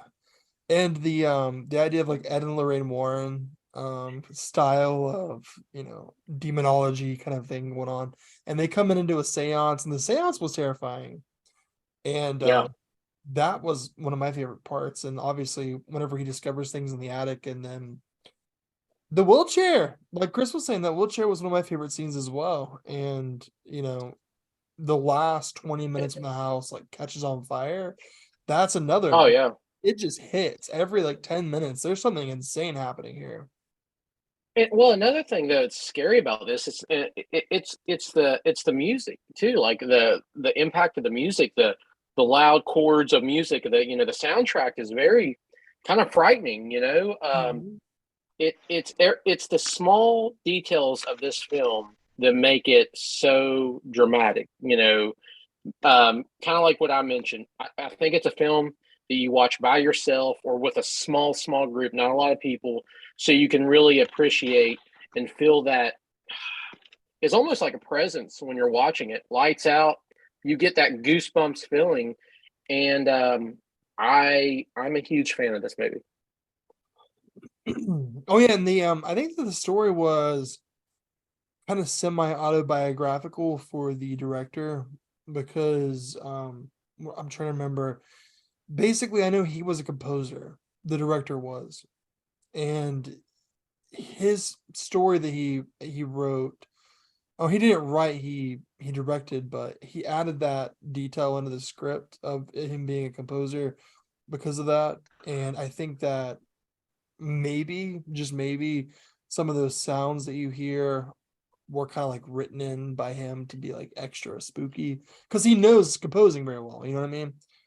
And of course, you have George C. Scott over here just killing it, like he's giving it his all, and he's definitely like, he stills the entire show, and his journey of just like loss and grieving, the way it was acted. I mean, he's such an accomplished actor anyway, and his voice is like so prominent. It's just great. I mean, everything about it, the acting, the directing, the way that it was presented, the music, the script. When they said, "Hey, we're giving you a ghost story," they meant, "Hey, we're giving you a ghost story." Like this is good. So, what did you guys think in terms of the your ratings, or did you guys have anything to add about that? Well, I mean, it was a very simple plot, very typical. Ghost haunts a house, tries to get, the guy tries to figure out what's going on, uncovers the mysteries of it, and boom, the ghost goes on its little rampage or whatever. And it was kind of slow, but every aspect of it was interesting. You were never taken away from the movie by how slow it was, because from point A to point B, you're trying to figure out along with the main character who the ghost is, what caused the ghost to be there, and what the aftermath of what the ghost, the haunting is going to occur. So even though that there's little slow points in it, you're still trying to figure these things out along with the character, and it makes it a really interesting plot. I really enjoyed this. This was the first time watch for me, and I'm really glad, because if you remember, Tyler, you were on the verge of picking something else, and I said, no, please pick this one because I haven't seen it yet. And so that was one thing that made you want to pick it. And I'm so glad you did, because I really, really enjoyed this movie. And I wish I'd have watched it early on in my life, because I think I missed out of seeing it whenever I was a kid. I think it would have been really more creepy at that point. But yeah, I really, really enjoyed it. And I gave this movie a 7 out of 10. Well, you also get to experience it from like a different lens now as a parent. So I think that it would have had some qualities as a kid if you watched it that would scare you. I think the ghost aspect would scare you more, but now you have the parent, like the parental aspect that you kind of see now. But yeah. No, I rated this movie very high just for the whole. It's a movie that kept me scared without gore. It wasn't like, very visual on like getting chopped up or anything like that. It was a great ghost story. It was just the anticipation kept you scared. The music in it kept you scared. I gave this movie an 8 out of 10. Nice. Listen, I would kill to watch this movie again for the first time. I'm jealous of Chris, in that respect, because it was one of those experiences that I'll never forget the first time I seen the Changeling. I mean, 9 out of 10 easily for me, and that's just because the ghost story aspect of this was so well done. It hit every single beat, and I really do like the idea of like loss, like parental losing a child and discovering things. I love that. There's a movie called Don't Look Now by Nicholas Roeg. It's top tier. It's amazing. I love that film so much. And this kind of like plays off the same, not the same basic concept because it wasn't necessarily a ghost story, but it hits. It really does. Well, it's really weird though that you chose this one, because whenever we made our decisions, Mike actually chose a different film. He chose a movie called Lake Mungo for his ghost film, and I think Mike started to watch it and he realized what the story was about, and he said he messaged me. He goes, Chris, I can't review this movie properly because of the aspect of what the story is about it, of parents losing their daughter. He's like, I can't go through that. He's like, I don't want to go through that right now. And I said, that's okay. Don't worry about it. Nobody else has watched it yet. Go ahead and pick another movie. And then you chose The Changeling, and it had to do with the exact same thing. Yeah, like I remember watching this such a long time ago, and I kind of forgot. I at first I didn't even think I watched it, and then I started watching this again, and I guess you have to go through something and you can experience it.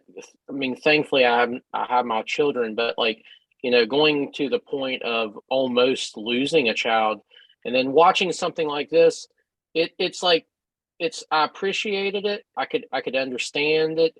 And I could see why the man like was trying to find closure. He was searching for it. He was yearning for it. He wanted that closure. And I guess watching that's another point of this movie that I enjoyed watching it, that made it even more, like, made such an impact on me. Yeah. Yeah, you could relate to it a lot more than what you could the first time you watched it. Absolutely. And especially like he also like dealt with that like level of guilt, like he felt like it was his fault, which kind of like just is so devastating when you see it in the story. So it really adds so many different layers to his character. And again, it's played beautifully by George C. Scott. Like I couldn't picture better casting for this. No, it was well done movie. Yeah. So Mike, you chose Lake Mungo like we talked about, and yes, what'd you change it to? Change it to The Fog, the original. Yes. With Jamie Lee Curtis. And let me tell you why I love this movie is because they use a lot of characters that were in the Halloweens. You got, Tom Atkins was in the third one. Jamie Lee Curtis, of course. What's her last name? Nancy something. Nancy, is it Keys or Keys? What? I can't think of her last name. But in the Fog, they used her as Nancy Loomis. So I loved how they related a lot of they used some of the same character or the same actors into this movie as Halloween's. But the Fog is like it's based on. They also named a character too. The character that Tom Atkins plays, his character name is Nick Castle. Yeah, Nick Castle. And then the Nancy lady, her name was Nancy Loomis, Dr. Loomis. I loved how they did that. I mean, like, hey, this film was basically the anti Halloween because of those character names. It was a Deborah Hill production. It was John Carpenter directing. He said he'd never do horror again. Here he is doing horror again. Big surprise. Cinematography, Dean Cundy, Halloween. We have Jamie Lee Curtis. Then we continue on. I was going to go on and on about it. So what this movie is based on, it's a small coastal town of Antonio Bay, and they're celebrating an anniversary of being founded, the town being founded. And the residents of the town are not aware of the tragic events that happened in the past. So what has happened? There was a mysterious ship that sank, and it's reemerging, coming back, and they have no clue about the buildup or what hell is about to come. And what I love about The Fog is, number one, the music is absolutely on point. It gives you that 80s, that 80s horror theme music. Love it. I love the cast. I love Tom Atkins. But throughout the movie, it is a little slow paced, and you have to be patient watching this. But once you watch it, I feel like you appreciate it. The fog, how it just slowly. Oh, go ahead. This is the same thing that happened with The Changeling, is that it's a really slow paced film, really slow story, but everything in it is really interesting. Like the entire time that these people are trying to go from one place in town to another place in town because the fog is getting closer, it's really slow, but you're really intrigued by it as well. Like you're looking to see, like, when is the fog going to hit? What's going to come out of the fog? Who's going to die? Like, it was a really interesting way that they did it, or that John Carpenter did it, to make you invested into a very slow story. And about this movie, it's like a meteorologist, they're and a radio personnel. They're kind of like, going back and forth with communicating on, like, hey, the fog's emerging, it's coming in, and I forgot the actress that played the lady in the radio tower, but she's presenting the radio, the news over the radio. Hey, there's a fog coming in, and then the meteorologist, he finds this big boat or ship out in the middle of the ocean, and it's like they don't know what it is, but it's more of a sinister ghost ship that's coming through the town. Like, the fog is, I'm assuming, what I took on this movie is the presence of these dead, and it's almost kind of like a zombie appearance with these monsters. I feel like it was just visually done well, for especially being in the 80s. The creepiness was I thought, to me, was very phenomenal. Another a big standout point was the little boy, the grandma in the house, the fog's emerging. Tom Atkins is driving around, and he rushes into the house to save the little boy, and it's just, I was kind of like on the edge of my seat. Even, like, I already knew what happened. I've seen this movie before, saw the remake, hated the remake, but this is just, watching that again, I was like, God, this is done well. It's shot well. The music play up to the fog emerging into the house. It was done well. There's nothing I can really. There's a really dated sequence of, I don't know if it's not CG, obviously, it was in the 80s, but the fog itself, when it shows like a distance of it rolling from the ocean onto the shoreline, it's like over the side of a hill is what you see it from, but it's a very weird look. You can tell that it's not like a real footage of fog coming in. It's almost like an 80s computer. Do you guys know what I'm talking about? When you see like the distance? When you're, I think they that's dated really badly.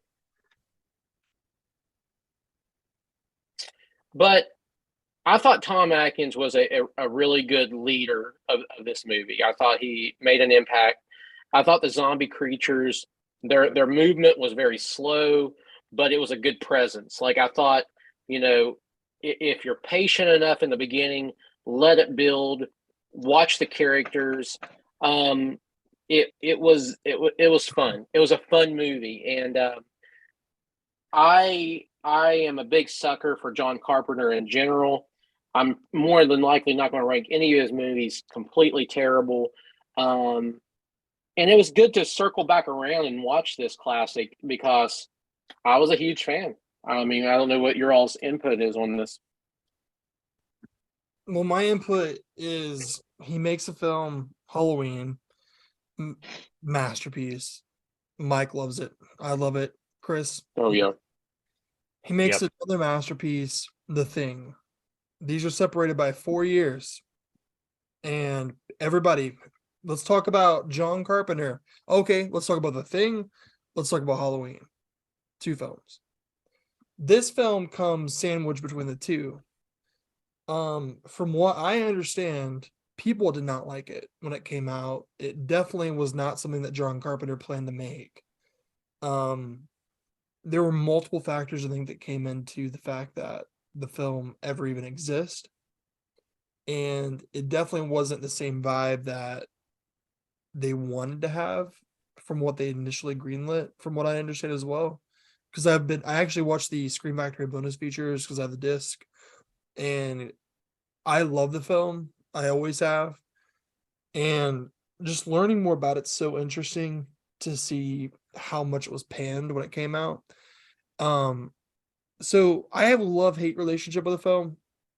I loved it initially, then I ended up not liking it so much. Then I regarded it to be like one of my top ranked, horror films. I think it was so underappreciated, and it really was well done. And I mean, it was well directed, just like you said, Mike. It had everything going for it. Really, bigger budget than Halloween as well. Just everything. Then I watched it again for the show. It's not as good as I remembered it being, but it's still much better than what a lot of people think of it. It's still like a very well put together film.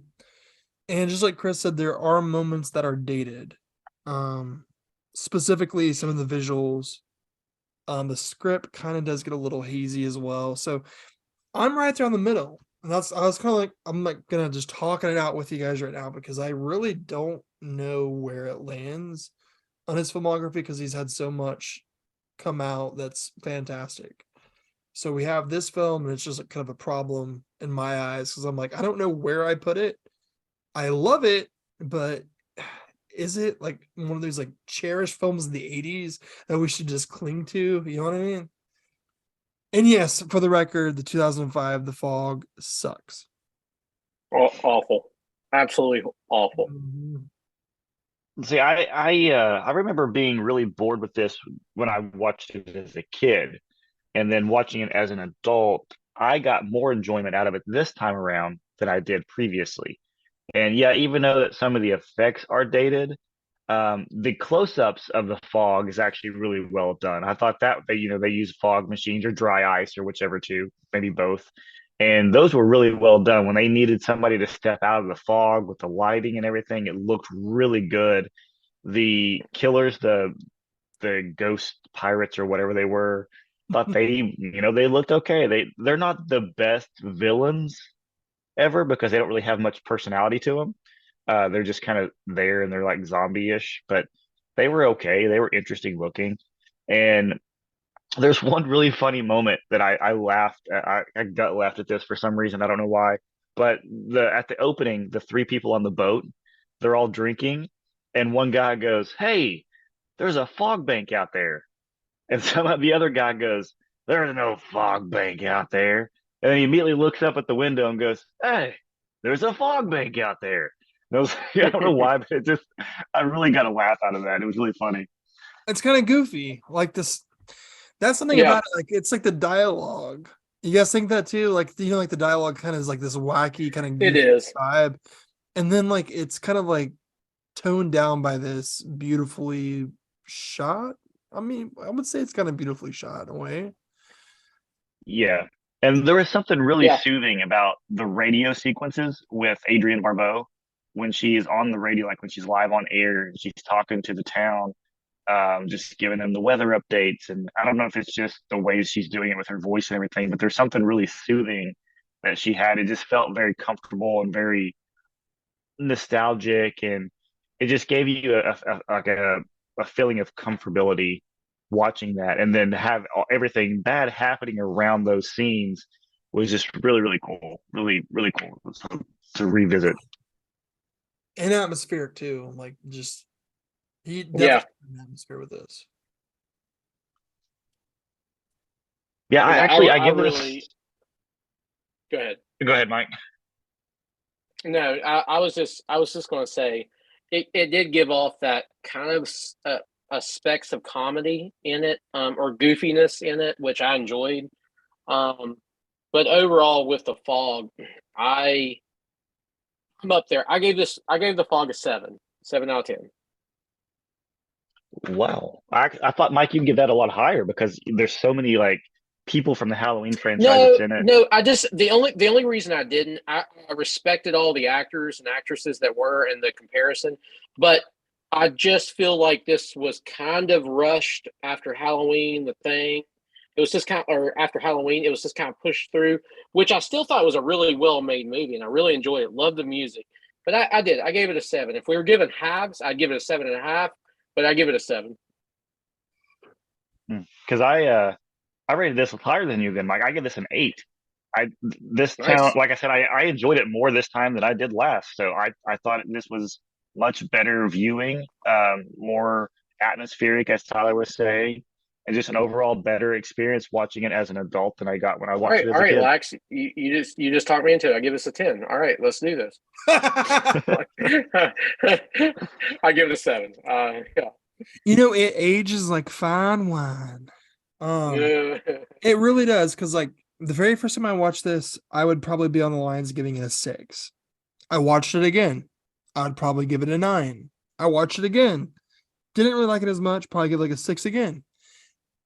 Now as I watch it, I have a respect for it. Love the atmosphere, love the director, loved, the way it was shot. I think it was very goofy. I do think it's very flawed, but the flaws kind of make it better. Great. Yeah, yeah. Kind of makes it like this. I don't know, that it gives you like more to come back to, because it's just so, it's kind of goofy. And with that being said, for all the right reasons, I would give this at least, and I mean I'm pushing 8, but I am going to give it a 7 because I do understand there are those flaws that come with it. That it's the script is just not there. Aside from the script not being there, it's great. I mean, it's fun. It's kind of hard to figure out exactly why. I think the only reason I give it a 7, other than like an 8 or even a 9, is kind of the slower pace build up. And it was really slow to kind of build the storyline, which for me, that was a little takeoff for me, but it picked it back up, and I'm glad we got to. I'm glad I chose this because I really enjoyed it. But that's the only reason I gave it a 7. It's nice to highlight it because John Carpenter films, the fog kind of gets lost, and his other films overshadow it. Does. But really, this is something that people should be watching and talking about more, because it is. I agree. A solid horror film, and it has a lot of really good things going for it. And keep in mind, remember, this is after Halloween and before The Thing. And the reason I say that, and that's I keep stressing that, is because think of like the style of The Thing being a masterpiece, and then think of like Halloween being like its own masterpiece for completely different reasons. And this is kind of like a perfect sandwich of the two. I don't know. That's how I see it. So 7. You're giving a 7, Mike? Yep, 7. And then you're giving it an 8, Chris? Yep. 22 out of 30. Let's see how this one goes, Chris. What'd you watch? What did we watch? What's your pick?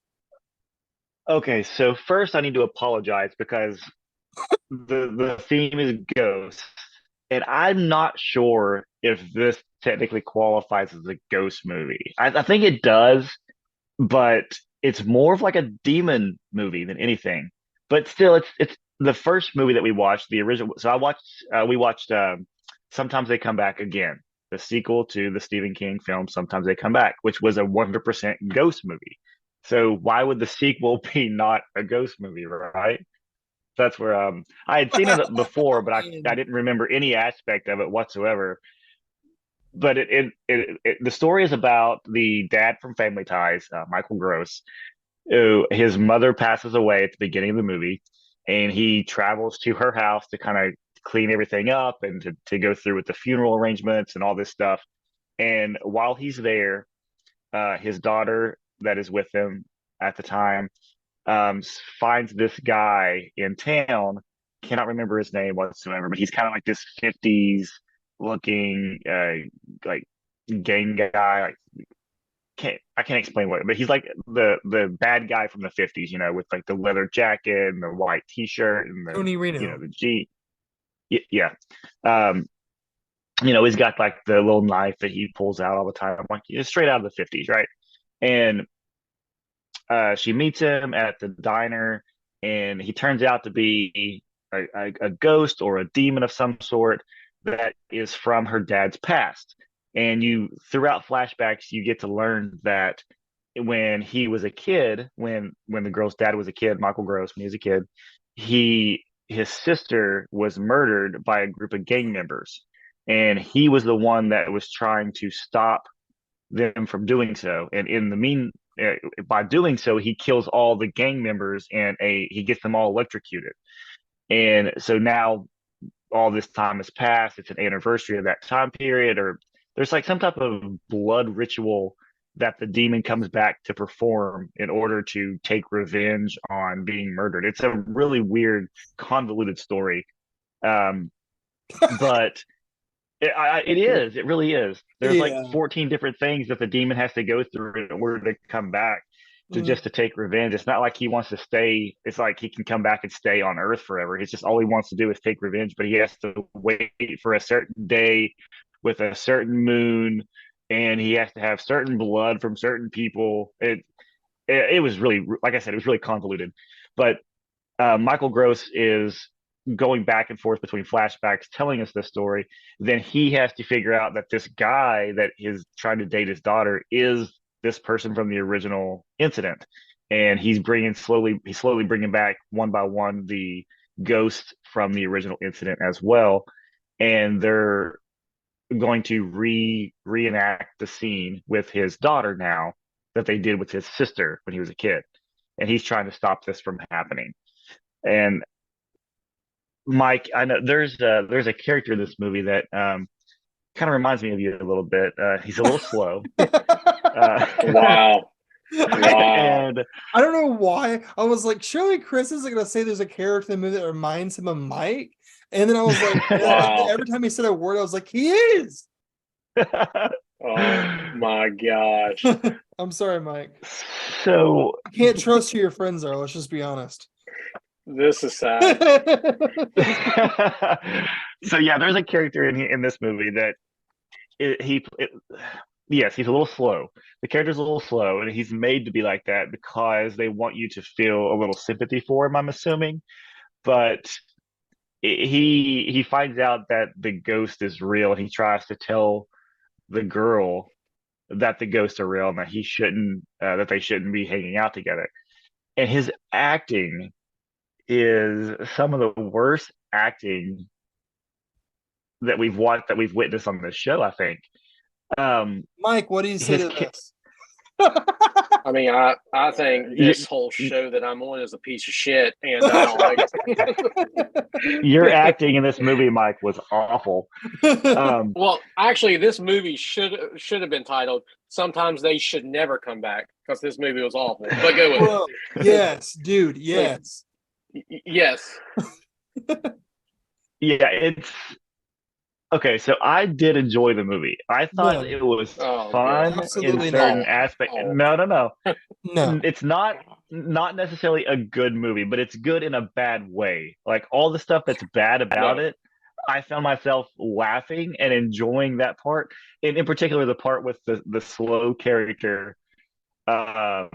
He is riding a lawnmower. He's like, okay, so he's singing the Speed Racer song, and yes, like I said, it's horrible acting.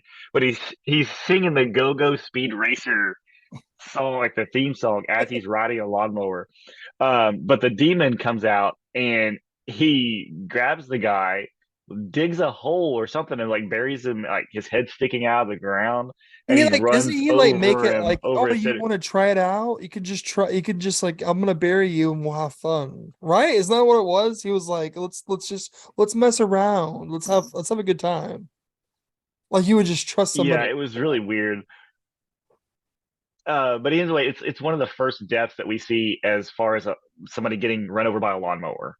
And then when you think that the cool death scene happens, then the demon comes back again and he grabs, like, I guess it's like a bunch of different body parts that gets cut up in the lawnmower. He grabs the guy's hand, picks it up, looks toward the camera and says, "Hey, need a hand?" Like, just a really, like, it really silly and really stupid, but I laughed. And I mean, that's what it entertained me. So I mean, I can't say it was awful to sit through. Like, I was enjoyed throughout it. So Listen, but guys, yeah, this is equivalent to like Silent Night, Deadly Night part like part two, yeah, with like the yeah, whole kind of part garbage two, but day. also that's kind of giving a little too much slack. I think that I think it's a little better. Okay. There is such thing as whenever you hear Stephen King and then you hear made for TV or home video, you know you're going to be either A, intrigued and it's going to be decent, or B, it's going to be absolute batshit insane. Guys, there is a scene with tarot cards, and this girl is like, yeah, do you guys know what I'm talking about? So he takes Yes. the demon appears. He's like threatening this girl, is like, oh, you want to use these tarot cards, and he takes them and like makes them like flip around with his mind, and he goes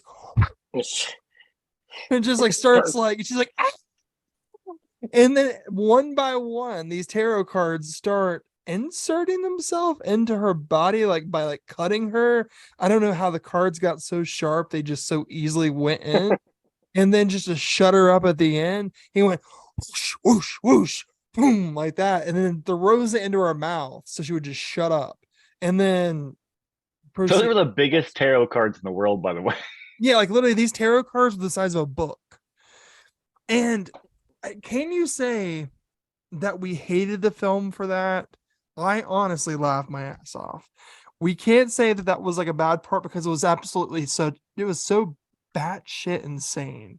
I have never seen anything like this, nor will I probably ever see anything like this in my entire life.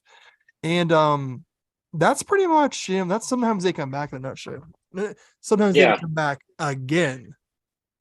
There was a funny moment I laughed at. There's a scene where Michael Gross's character is sitting in a car and he's like at a red light and he starts daydreaming about an incident before. And when he finally like snaps out of it, there's a car behind him that's honking the horn. And the guy pulls up next to him at the red light. And it's like this redneck guy. And he like leans his head out the passenger window from the driver's side. He's like, "Hey, buddy, you got to get out of here. Move on." And it was like it was awful. Like, I laughed so bad. Like, it was so bad I laughed at it. But there's so many little moments like that that are just like, they just come out of nowhere. Oh, yeah. The entire movie. This movie was absolutely terrible. I enjoyed the first one, actually. Sometimes they come back. I actually enjoyed the film. Did we watch it on here and rated it, or was it just a movie you and I picked out, Chris? And and I enjoyed it, but this really should have been titled "Sometimes They Should Never Come Back," because the acting was just awful. The acting was terrible. There was nothing good about the acting. The comedy, there was some funny stuff. I can't say there wasn't. The "Hey, do you need a hand?" was funny. The kills were almost like so terrible I laughed through them. The plot of the story, I lost interest. I mean, it just seemed like they were trying too hard, and they came out to make it was just like completely complicated. And it just didn't make sense. The main they had about the main. I just thought they tried way too hard, and the main actor that played Vinny, God, I fucking can't stand that guy. I think it's his face. I don't know what it is. The way he talks or whatever it is. Yes. God, the way his mouth moves, I want to punch him. You just want to punch him, right? Yes, I can't stand the way he looks. I wonder if that was he doesn't have a style. He only looks like he belongs in the 50s. He doesn't have the voice that fits the 1950s. So he's No. trying to give him that voice, and it doesn't work at all. He doesn't It's feel like like he when should be he's that talking, character. it almost reminds me of like Jim Carrey. He's trying to be like Jim Carrey when he moves his mouth, but he's not. And it's just his overall presence. He's not scary. Nothing about him would frighten me. I hate his voice. I hate the way he moves, his mannerisms. He was a big letdown in the movie.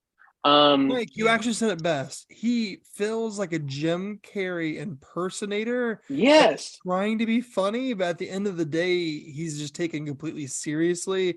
And they're like, hey, Jim Carrey impersonator, we really need you to be completely straightforward and serious in this film.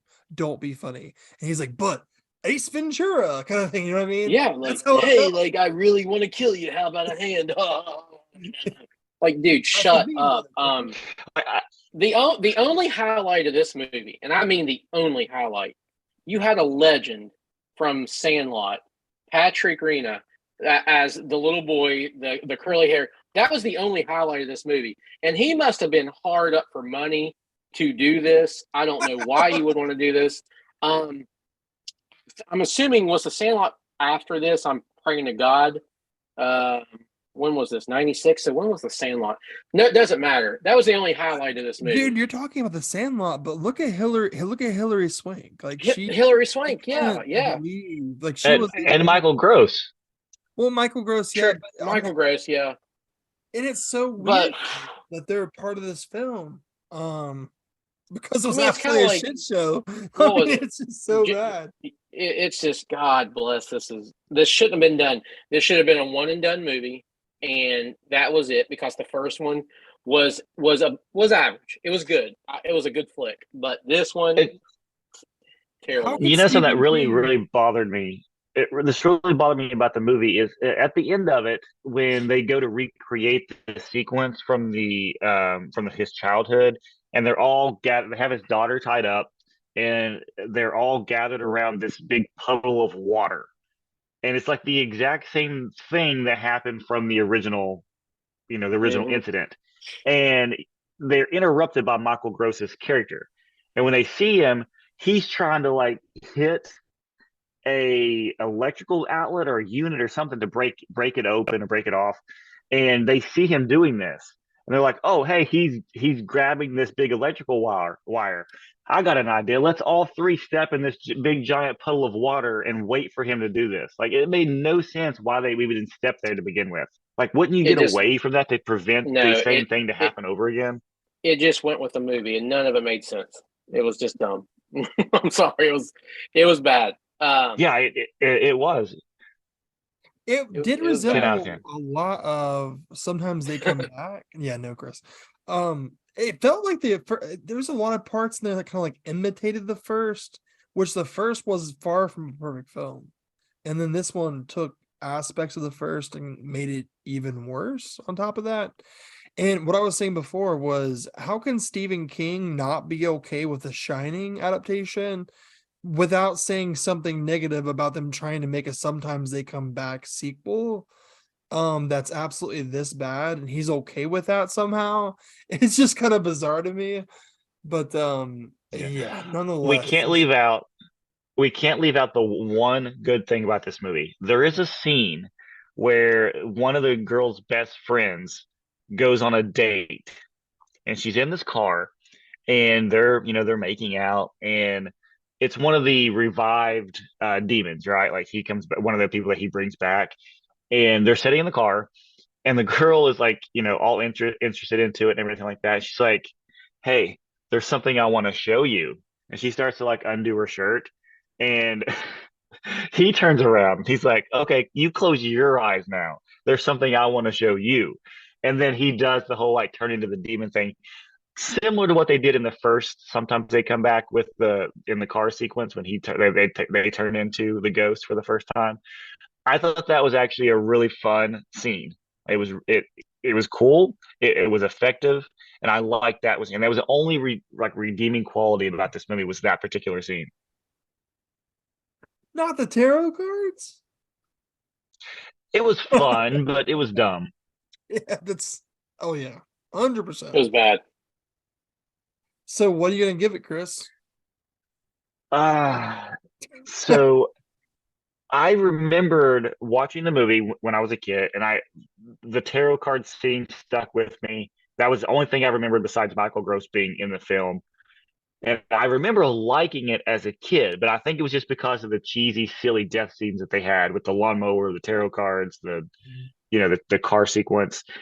This time around, it was not a very good movie. I gave this movie a 4 out of 10.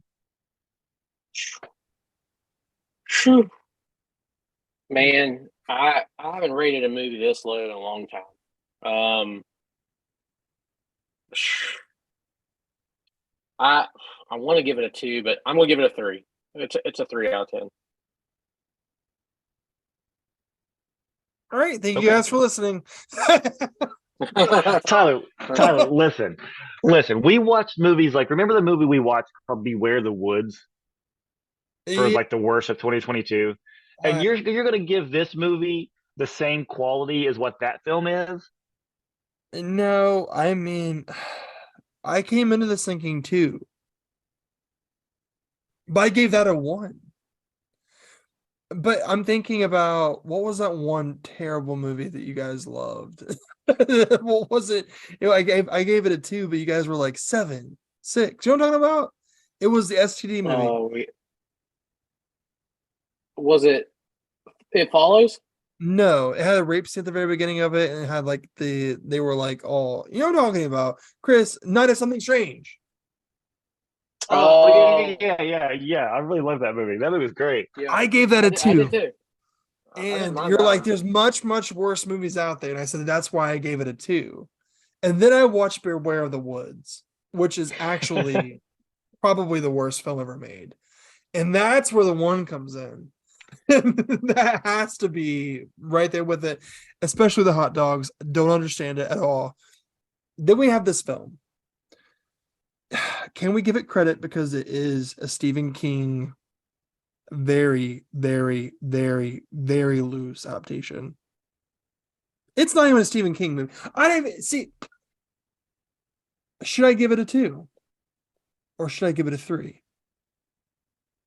That's my dilemma. I have seen worse, but hell, I've seen a lot better.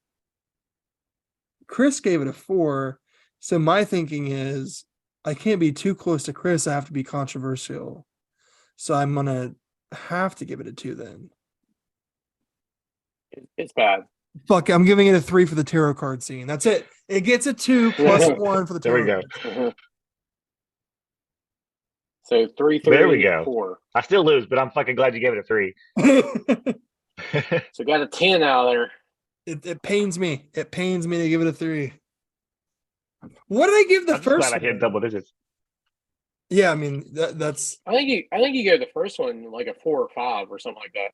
If I gave the first one a 4, this one has to have no more than. I mean, it's like it's a -10. I don't know. I'm gonna give it a 3. It's bad. Okay. To keep you Chris, just wait. I'm gonna start choosing awful movies from now on. To keep Chris in the double digits, I'll go 3. And Chris, the thing is like, I do look forward to the bad movies that you choose. Like I do, I really do. Like, I'm gonna rate them bad because of all the right reasons, and you guys know me anyway. So like, I don't have a particular taste in horror movies. I can get down with like splatter films and like goofy films. I'm okay with that. But it walks a very thin line. And did I enjoy this film? No.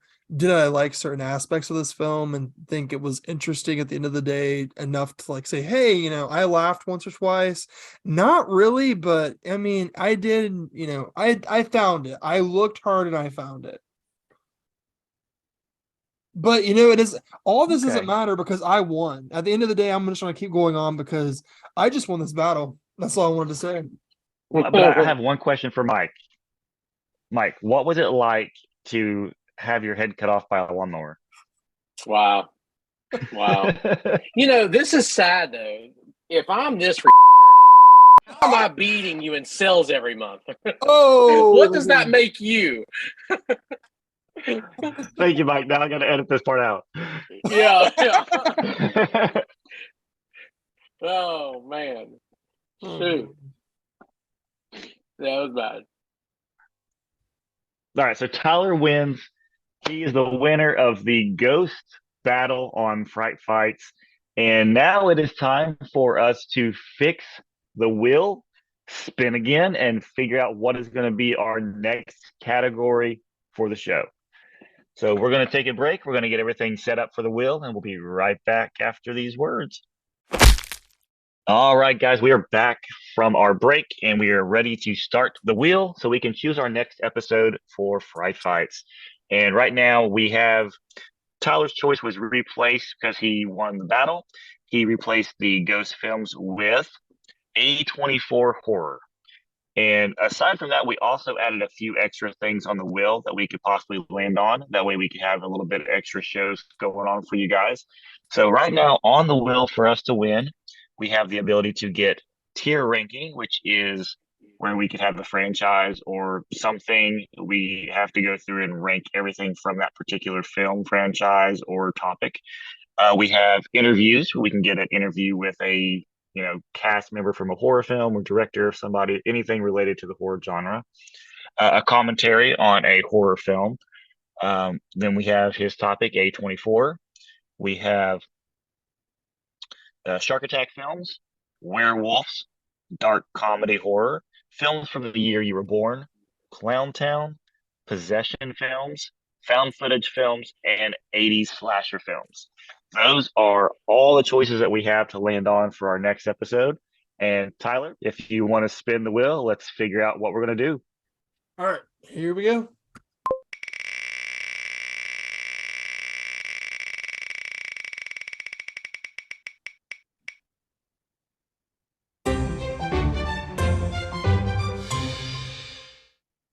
Nice. Dark horror comedy. Okay. Dark horror comedy. Or dark comedy horror, whatever. Wait, I have two I want to choose already. This will be interesting because there's so many choices we could take away from this one. Oh yeah, totally. But we appreciate everybody for listening. Some really cool stuff lined up down the line for us. And if you're local to where we live, we may have some really cool stuff coming up as well. So be on the lookout on our Facebook and social medias for that, and definitely leave us a review, rate, subscribe on our YouTube channel, all that good stuff. Guys. Yep. And if you are also on Facebook, please follow us on there as well. Like and follow our page. It is at Fright Fights, or Facebook.com/Fright Fights Pod.